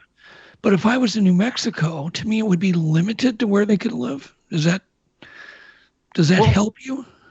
Well, the thing is, I was really lucky because, like I said, my mom worked for the Forest Department, and my sister was a police officer in Ruidoso Downs, in the middle of the mountains. So because to those departments, Sasquatch doesn't exist, whenever people would report Sasquatch or call the police station to make a report, they couldn't go do any investigation because it's not real in their eyes. They got to tell me. So I got to hear about all the different places in our mountains where they got reports, where campers are reporting rocks being thrown at them, where some of the forest department rangers would be out, making sure the trails are clean or whatever, and they'd hear some weird stuff or see something or get rocks thrown at them. And I would go check it out. I'd always go, and everywhere where I looked, and I know how, because I recognize their structures and their handiwork, I can drive around and see their kind of like their doorways to their to their areas. So it's more of me. I just go out to those areas. I may not see one at that moment, but usually if I just go out there, hang out, talk to them, just say, hey, it's me, guys, and I do a specific whistle, hoping they're there. If I hear anything odd or I get a funny feeling, I'll take pictures, and picture, pan, and take plenty of them. And do some, tree knocks and some whoops and everything. And when I get back home, I zoom in and look around because my eye may not have caught it. And I end up finding lots of times they've been watching me and peeking and up in trees. And it just, I don't know if I want to call it lucky, but I sure been pretty lucky. They seem to be comfortable with you. Yeah. What you're describing, being able to capture them on film and then you going out there communicating with them. It seems like there's just what you're describing, a comfort level that they have with you. Yeah. Would you say that's a fair statement? No, that's a definitely fair statement because one, I don't take weapons with me, even though I know bears exist and cougars exist. But something I've noticed is that the areas that they frequent, that I've found in all the different places I've gone, there usually isn't that much. Like the bears and the cougars stay out of that area, or that quadrant. They're in the neighborhood, they seem to stay away from those areas where Bigfoot is. Like they don't want to mess around with that guy. I think the fact that I speak to them, I don't consider them just an animal. I believe they're a people. Whatever area that I'm at, I try to learn at least a few words of the Native American language that's spoken in that area because they've been around for a long time and they were way here before any Spanish conquistadors came or anything. And they have an oral tradition that they pass down as well. I believe that's how they teach each other, over the thousands of years they've been here. So I think that they get an idea that I'm not the usual hunter, tracker. They'll never see me with a gun. And I just talk to them, whether they're there or not. I let them know it's me, Jesus, guys. What's going on? I'm just here to visit. If you guys can say hi, I'm just saying hi. I'm going to leave some apples and stuff for you over there. And I'll just walk around, sit and wave and do my whistles and stuff like that. I was going to mention, wasn't it New Mexico that actually had a reward for people making, they were blaming people for making these very complex stick structures. Did you hear about that ever? Yeah, in Santa Fe, the Santa Fe forest, that they were finding a bunch of TP style stick structures, but huge ones. Yeah, and they're offering some kind of money for anybody that would tell on them on who's doing it, and because the forest department was upset because it's a fire hazard. For they were tearing them down and then they were building them, right? Like they'd be back the next day. They'd be all rebuilt again. And I just remember watching that report. It was on the news, and I'm watching this report going, oh, my God. Yeah, I remember hearing that same thing, where the DNR comes out and tears these complex structures down, and I'll go by the next day, and they're back up. Yeah. They're all rebuilt. Is that something that is common down there, all these structures? I wouldn't say common, but there are structures if you know where to look. The thing is, what I like to explain to people is that because a lot of them say that it's just tree fall, which if you see some of these things, impossible for it to be tree fall. But you can drive 100 miles through whichever mountains you choose, and you won't see those things over and over and over and over and over. Only a small section here. And then another 50 miles, small section over here of those things, or you have to actually go into the forest looking for them. So, they're there. When you know where to look and when to look, you could say there's lots of them. When you see them in person and you see an 80-foot tall teepee, right, and you're like, I kind of doubt people made that. I mean, those logs are 700-800 pounds apiece. Oh, easy. Just picking up a 4-foot, 8-inch thick log is heavy. For a regular human. When we're dealing with whole trees and root balls being pulled out of the ground, and there's a lot of researchers that are adamant about those are not Bigfoots that are making the trees like that. It's either human interference or tree fall, snowfall. And they are steadfast on that. So, if I might interject, for someone to move that size of a tree, it takes equipment to do it. Oh, yeah. There would be tracks left. There would be marks. I'm familiar with logging equipment. I live in northern Minnesota. I'm around it a lot. Down trees to get to those trees. Exactly. So I don't buy that because I've heard that same argument because I've come across them where I live. And people are, that somebody built. No way. No way did they take this giant Norway pine, a bunch of them that are 80 feet tall and are 6 feet around, some of them, and pick it up and move it around. That was not a human being. No way. Definitely not. Well, there's the tree twists when they twist the trees. Mm-hmm. Because now the Bigfoot, the biggest Bigfoot that I've had any type of research to deal with was with J.C. Johnson, where I enhanced some images for him, and it was in Madrid, the Madrid mountains, and the trees that the picture of the Bigfoot that it's sitting next to, I checked with the forest department on their size. So the smallest ones you're going to run into are 8 feet tall. The full-grown, the junipers and piñones trees were on average 12 foot tall. This Bigfoot is sitting down, okay? And the trees only come up to its shoulders. Sitting down. Jeez. Okay, so that's really big. I can't tell you how tall it was, but if the minimum is 8 feet tall for a full-grown tree, is at the shoulder of it sitting down, we're talking double the height easy. Okay? Yeah. So when I'm seeing trees that have been twisted that are easily 8 inches in diameter, and they've been twisted. It's one thing for the little branches. I was like, oh, it's a little branch. I can see them twisting that.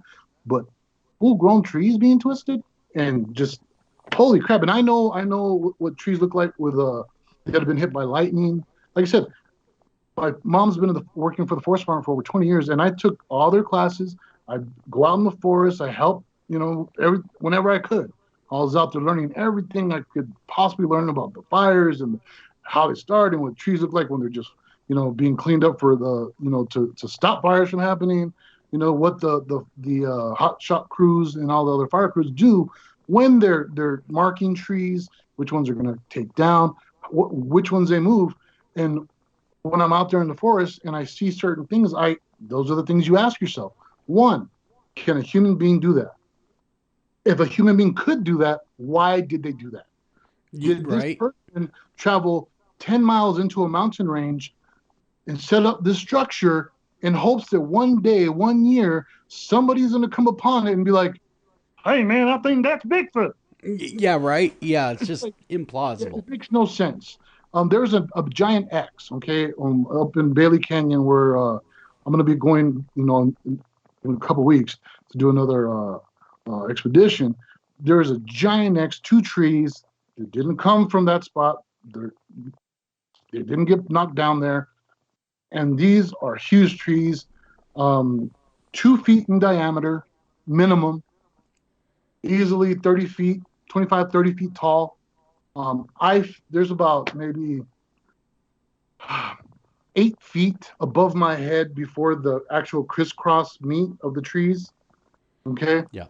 On the side of the mountain where there's no road to go up, no crane could have gone up there, no human being could have picked it up, and I've taken a few people up to those mountains where, I've had a bunch of these sightings, and I tell them that, I go, hey, if you can figure out how this was done, hey, you got every more power to you.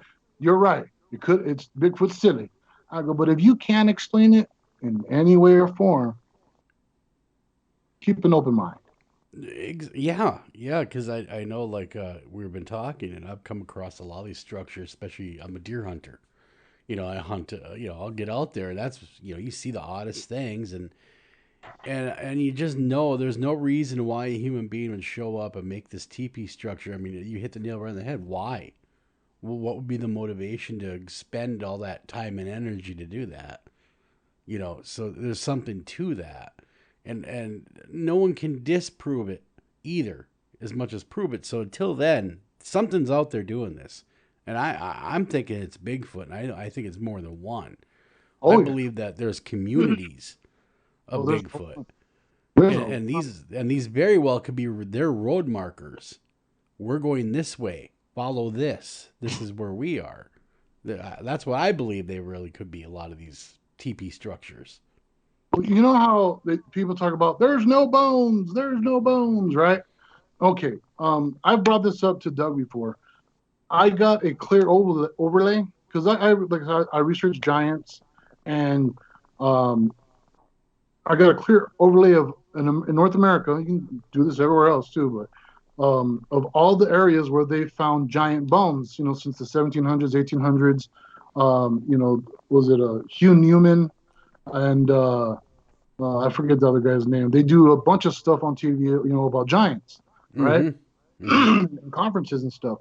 And, using their maps that they're, showing people of giant skeletons found throughout history, I laid that over Bigfoot sightings.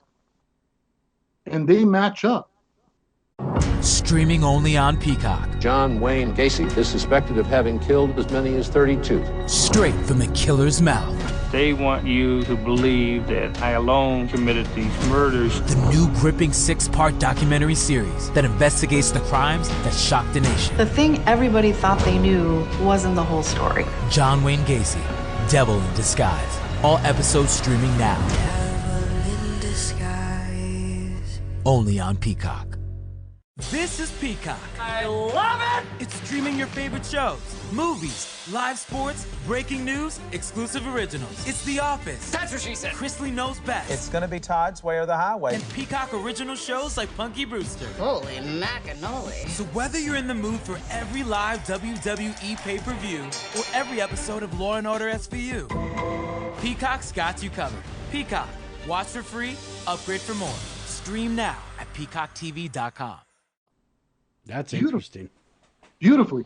And I always wonder why they don't mention, because they're giant guys. They're the giant guys. It's like, why aren't you paying attention and giving a little more attention to our current giants that are still alive in those areas? Mm-hmm. Now, if you believe only that, Bigfoot's a giant monkey, giant ape only, then okay. I understand, because these ones that they're finding, they believe are not apes, like hominids. They think they're just regular looking people. But a lot of these giants that were found, they had a lot of red hair all over them. The Lovelock giant, also covered in red hair. A lot of them have different. Their skeletal structure is completely different than a normal human being that's just large. Mm-hmm. I saw one of the pictures from today. I was watching one of their conferences, and the skull that I saw between the nose ridge and the top of the tooth was twice the normal length of a human. And one of the things that we see in Sasquatch a lot is that double those larger features. Yeah.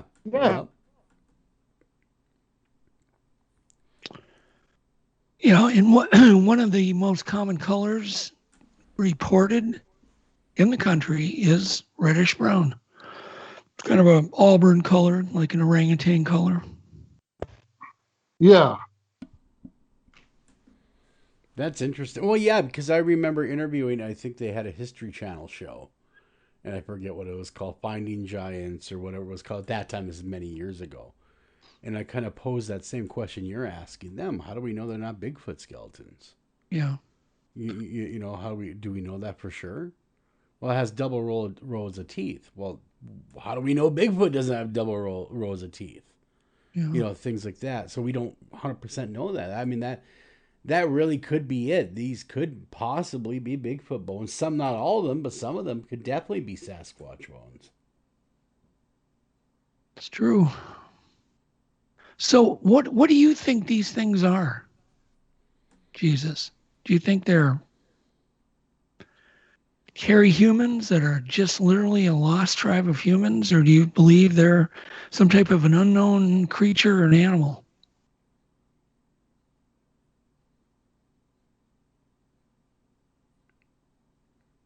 Oh, he is with us. He's just muted at the moment. Jesus is on the move. I see him in his camera. That happens. That does happen. I hope you hear me now? Yeah. Yep, we can hear you. We can. I don't know if you heard my question. What do you think these things are? Yeah, no, I did hear your question. I think to put aside all, like current speculation, I guess, I think that they're the first versions of humans, that we came second. Because going by historical accounts,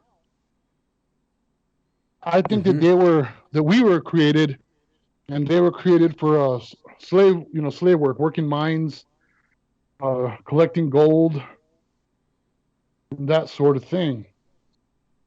So I think that they are the first version of us, superhumans.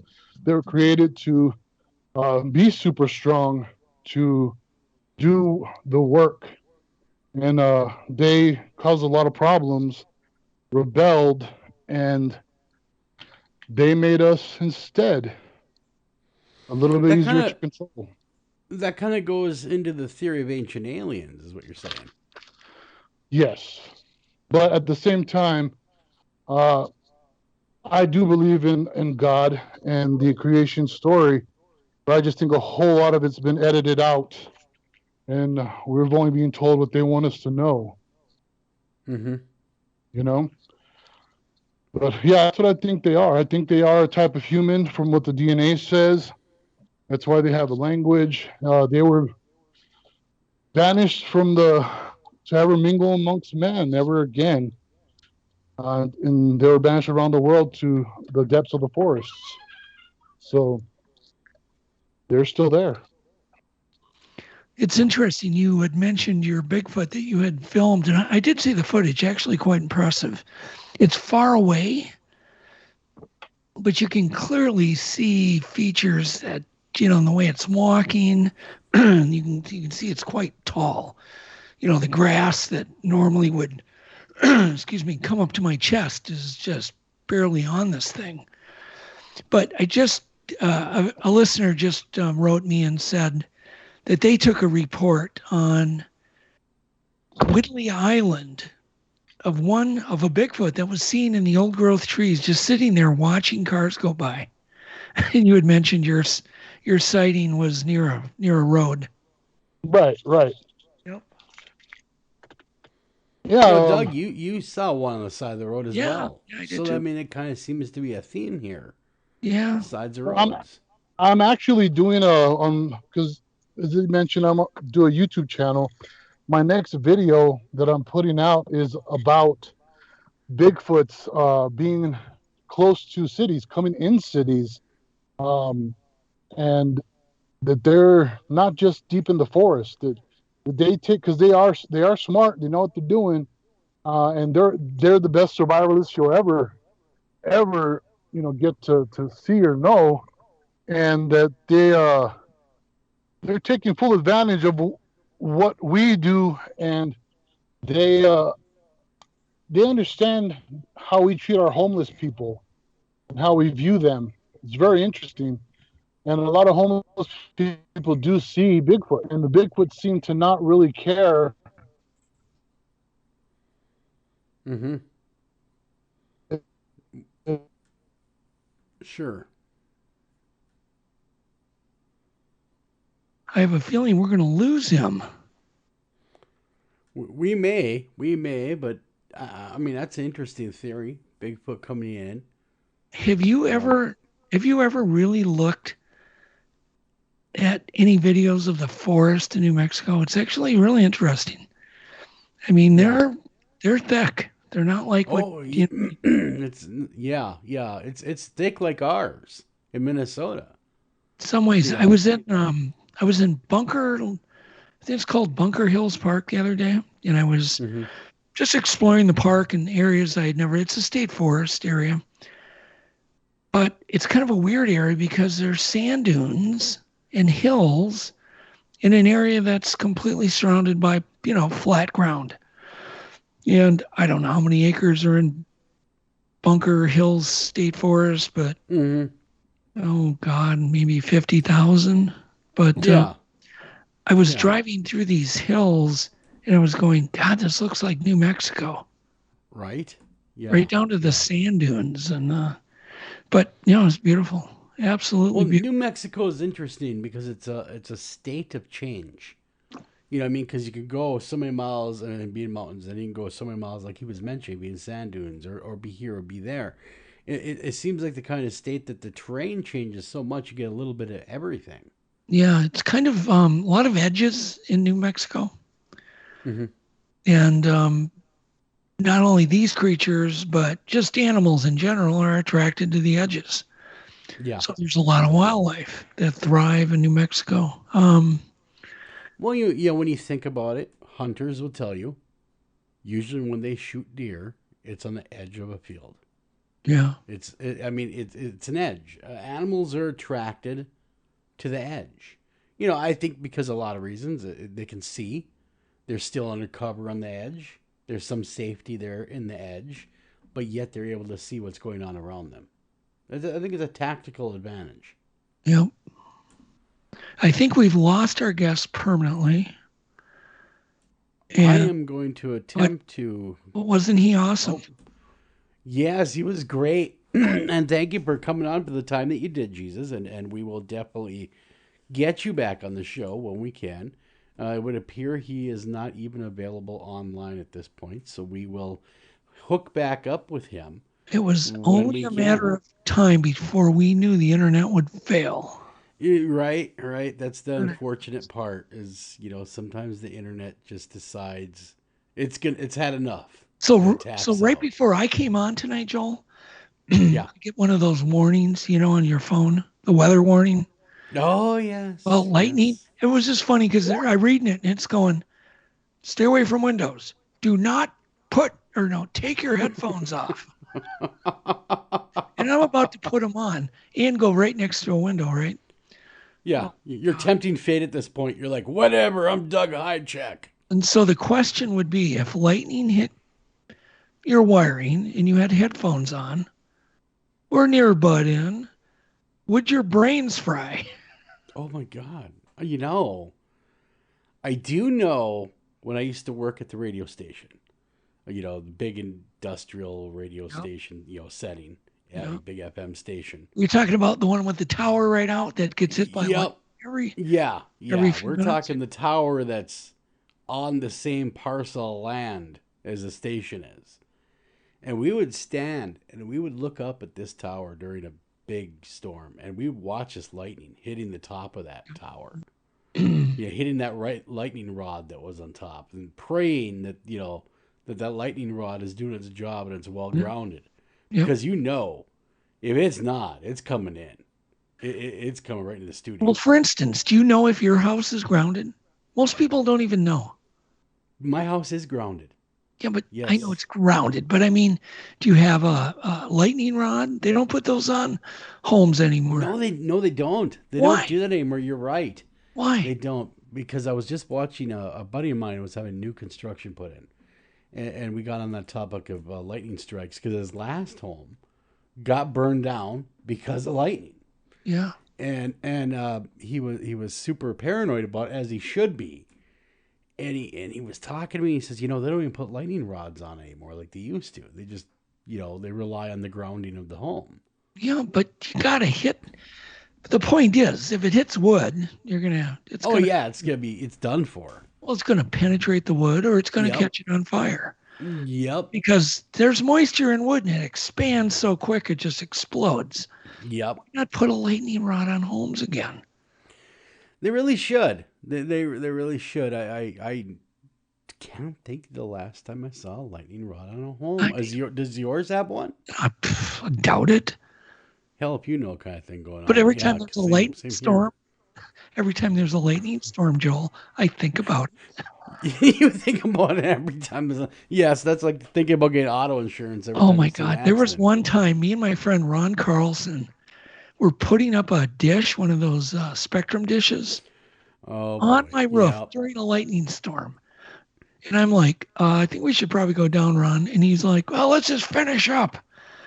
And like a dummy, I'm listening to him going, okay, whatever. And we got it installed. But I think about how stupid that was. Oh my God, you could have been roasted like a hot dog up there. Well, people think when you get hit by lightning, you get like jolted back. What they don't tell you is that you get first, second, and third degree burns all over your body. Yes. I knew a good friend of mine. We were camping. And we must have been 15, 16 years old. Yep. He was hit by lightning. And he had a burn mark on his shoulder and a severe burn mark on the bottom of his foot. That meant that lightning hit him in the shoulder, passed through his body, and exited his foot. And I remember the storm because, we were kids. We didn't know anything about, safety in the lightning storm and camping in the lightning, stuff like that. We didn't care. But he actually was hit by lightning. Thankfully, he didn't die. And thankfully, it wasn't, anything horribly serious, because had it been gone the other way, he wouldn't be here today. Yeah, well, but he had those burns that you're talking about, one in and exit. Static is unpredictable. Mm-hmm. Especially when you're dealing with 1,000,000 volts. Yeah, 1,000,000 volts, and you just don't know how it's going to play out in the end. But what a great hour plus, hour, we're about an hour, maybe we're shy of an hour and a half, really talking about Jesus. I'm still showing him here. Jesus, are you there? Let me go ahead and we will attempt to add him so we could finish up our conversation with Jesus. And if you guys just hold tight, we will continue to entertain you with our mishaps of, of things that we might have done that were questionable. Like playing around lightning storms. God, I was fishing with Ron Shera from Minnesota Bound one time. We were up in Canada, and we're in a boat. Introducing Peacock, the new free streaming service from NBC Universal. It's hit movies, current shows, live sports, trending bits, and timeless hits. And that's why you can't not watch. Peacock. Watch for free, upgrade for more. Stream now at peacocktv.com. Law & Order SVU streaming now. There's a big lightning storm. So we pull the boat up to shore, or get near shore, and I remember my hook sharpener went off because I said, well, how do you know you're about to get hit by lightning when you're in a boat? Yeah. And Ron goes, well, your line will start to float. You'll cast out, and your line will actually float up towards the sky. And he said, sometimes you'll hear vibration. And right when he said that, my fish hook sharpener turned on and was at the bottom of the boat and went zzz. And to see Ron hit the bottom of the boat, he just dived. He thought he was about to get hit by lightning. I said, nope, it's just my Berkeley hook sharpener.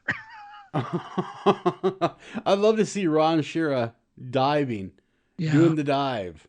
I got to get him on one of these days. We can. What's he up to these days? I would imagine fishing, hunting, relaxing. He just retired. Yeah, I was going to say he just retired, so it makes you wonder.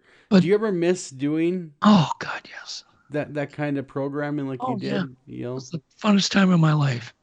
Yeah. And that show is still on the air, but his daughter has taken over for him. Gotcha. And I never would have ever thought my first show would have ran, 30 years. It's still going. You're right. It's still going. I was just looking that up. It is still going. Minnesota Bound is still definitely going. Yep. I mean, how did that begin? I mean, Doug, as long as we're talking, reminiscing, I mean, how did you get into that project? Oh my God. Okay, so I had never done TV in my life, and I hooked up with a Kurt Hennig. We just got a message. Kurt Hennig, as in the wrestler? Kurt Hennig? Mr. Perfect from WWE. Yep. Kurt was doing my TV commercials for me, so we got to know each other. And we were in a bar one night. Do we have him or do we not? I am working on that right now, so you keep a talking. All right. So we were in the bar drinking, and I said, wouldn't it be cool to do a fishing show? And Kurt's like, yeah, that's what I wanted to do, whatever. So me and Kurt started a show called Fishing Mayhem. Mm-hmm. It was just Kurt and a bunch of these WWE wrestlers fishing. And you can imagine, right? Yeah. Talking these guys in character, more or less. And so it was funny. It was fun. And about then, I saw Ron Shera. It was me and Kurt were at the celebrity trap shoot. And I saw Ron Shera sitting by himself on a bench. And I sat down next to him and introduced myself. I said, hey, Mr. Perfect wants to do a shoot-off with you. And he was a real athlete, though. See, I knew Kurt Hennig as well from my time with AWA doing some of the color commentating and interviewing. Yep. So he was the legit deal. He was a legit athlete. But his kind of thing was that he could do every sport. Basket in one, golf ball and golf hole in one.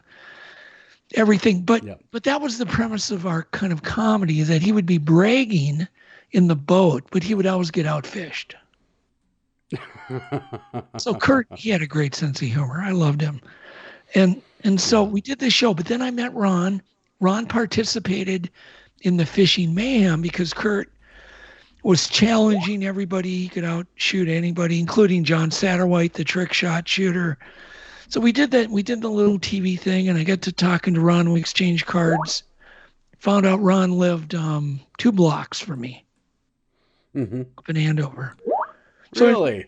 So I invited him over for a brandy, and on a napkin, Minnesota Bound was born. Really? And I'd never done.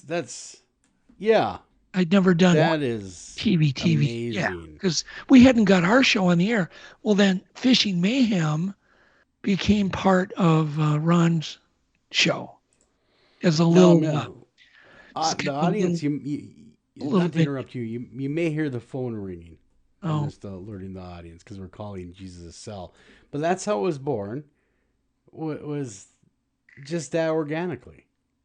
Yeah, and there we go. Hey, Jesus, welcome back. Yeah, we got him back. I promise, Doug. We wouldn't leave you hanging. And Jesus, welcome back to the show. And I apologize for any of the audience for any technical difficulties on our end that we're stopping the interview. So no worries. But the important thing is we got you back, Jesus. I am here. So when we're... Oh, go ahead, Doug. Well, I was just going to say, so where can people see your work? You've got a YouTube channel that's got a lot of amazing video. What's the name of the YouTube channel? The name of my YouTube channel is Breaking Bigfoot. And gee, how did you ever come up with that name? It's memorable. It's memorable. Suggestion on the internet. No. You took a poll. No. It's memorable. It's catchy. No, I'm just teasing. And it's. So what do you do on the channel? I mean, are you doing expeditions? Is it like full length presentations? Oh, on my channel, I do multiple things. I do some breakdowns on footage that I've seen that I find very intriguing. I put out full length over hour-long documentaries on my expeditions. A lot of imagery that I photography I've done with getting pictures of Sasquatch on there. I put forth different videos on my theories. audio. I cover a lot. I did have one of my documentaries is on the DNA study, the genome study we did with UNM Gallup with Dr. Christopher Dyer. And yeah, there's a bunch of different things on there. There's a whole bunch of different things of, all of my evidence. If I see something that's, real, I guess popular on the Bigfoot radar, and I think it's a little hokey, I'll do a video on it. If I get, commenters or viewers that are very interested in somebody's footage and they'll ask me to do a breakdown on it, I'll do a breakdown on it. So I cover the whole gambit of the Sasquatch world. I have some videos where I tell the, stories by the campfire stories of Sasquatch happenings and reports, and a little bit of everything on there. This sounds like a great channel. I highly recommend everyone check it out. And I got to ask you, have you analyzed yet for your channel the PG film, Patterson-Gimlin film? Have you given that a shot yet? I have not done that video yet, but I am putting one together of it. And I just want to make sure I have permission from everybody before I put it out, that from the stuff that I'm using, the imagery, footage, still shots, and all that. I did some enhancements for Doug not too long ago. Yeah. So, okay, so he took a number of stills, Joel, from the film, frame captures, and he's got a way to enhance things. He uses a 3-step process with 3 different apps, isn't it? And it's basically an exaggerated enhancement, but man, does it bring out details. Oh, that would be cool, because now I'm knowing what you're talking about. It's almost like embossing it, like not embossing, but bringing out the details further out at you. Yeah, and we have a name for it, and you have to go to my Facebook page to find out the name that we named it. But it's an amplified enhancement, and it's for to bring out the muscle structure of the Patterson-Gimlin footage. It worked amazing. So if he could take that entire footage, that would be great. And you're going to do that, right, Jesus? Yes, sir. And one of the things I wanted to point out to you, I hadn't got to talk to you about yet, was on one of the images I did for the enhancements on, it shows a really good image of the back. And if you look at the middle area, the middle spine area on the back of Patty, you'll see what looks almost like, a mandrill. What a mandrill is, with the blue snout. Yep. How you have those the lines on the snout right there with the blue, almost looks like a muscle. How could I say it? The structure of the muscle, but it's on the back of Patty. There's a small section, looks like a butterfly almost, in the middle of her back, where you can see those same striations. Okay. If you look at a bodybuilder like Mr. Universe or Arnold Schwarzenegger in his heyday, on the back of extreme bodybuilders, you will see that exact same muscle spot with the striations of the muscle right there in the middle of the back. So unless that person because they're trying to say that it's a person in a suit, unless you had a skin tight suit and a mega bodybuilder that's and back then they weren't getting to those levels of fat, their fat percentage on stage like they are today. That's one thing I'll be pointing out to you that I'll send you tonight. That nobody's really pointed out. It's on Patty. Yeah, I mean, there just were not bodybuilders back in the 60s. Yeah, they were strong men, but they weren't cut like they are today. No. What I mean? With the science had been developed. Steroids were not available. Yeah. None of that stuff was available. Doug, steroids. So I've got a question from a listener. He wants to know, what sounds have you recorded or heard in the field?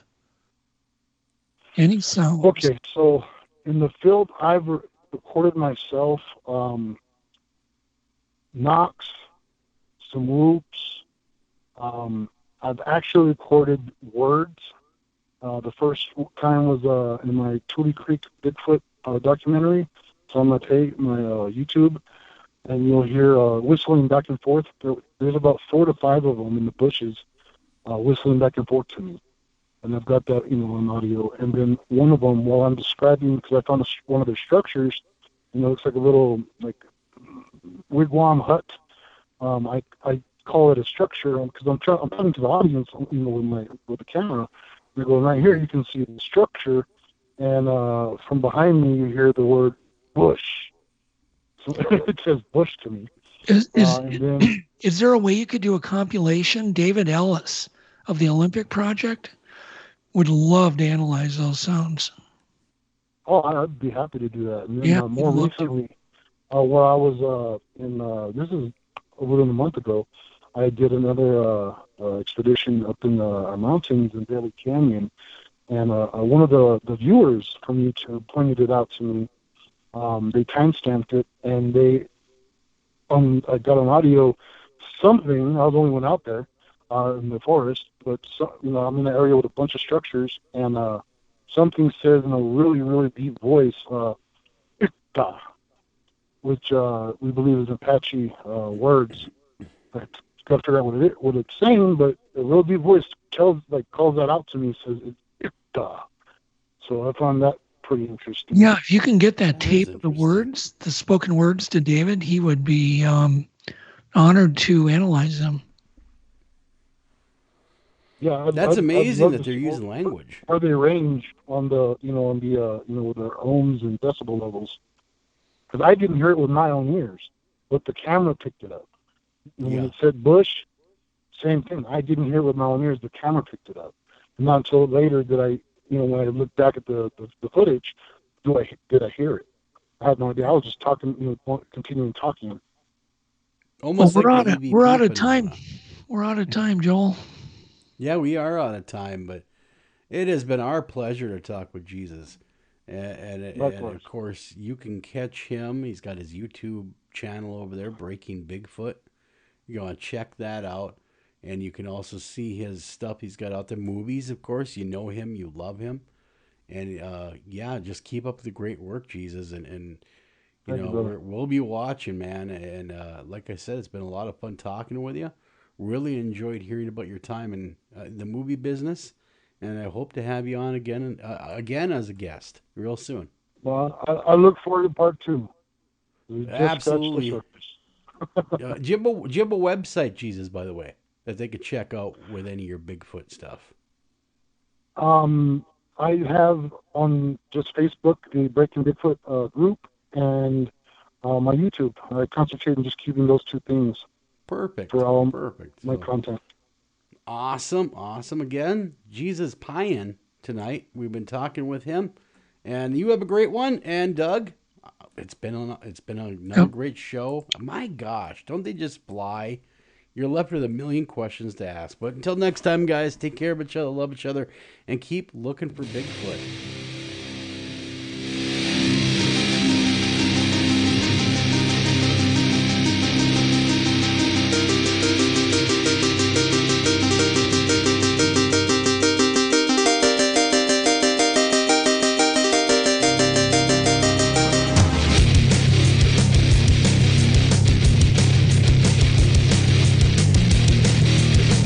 Time to fire up the grill. Time to go to Total Wine and find the perfect flavor to pair with those burgers. Ooh, I love their beer cooler. You love their prices even more. Wondrous selection, helpful guides, ridiculously low prices. Total Wine and more. This is Peacock. I love it! It's streaming your favorite shows, movies, live sports, breaking news, exclusive originals. It's The Office. That's what she said. Chrisley Knows Best. It's gonna be Todd's Way or the Highway. And Peacock original shows like Punky Brewster. Holy macanoli. So whether you're in the mood for every live WWE pay-per-view or every episode of Law & Order SVU, Peacock's got you covered. Peacock. Watch for free, upgrade for more. Stream now at peacocktv.com.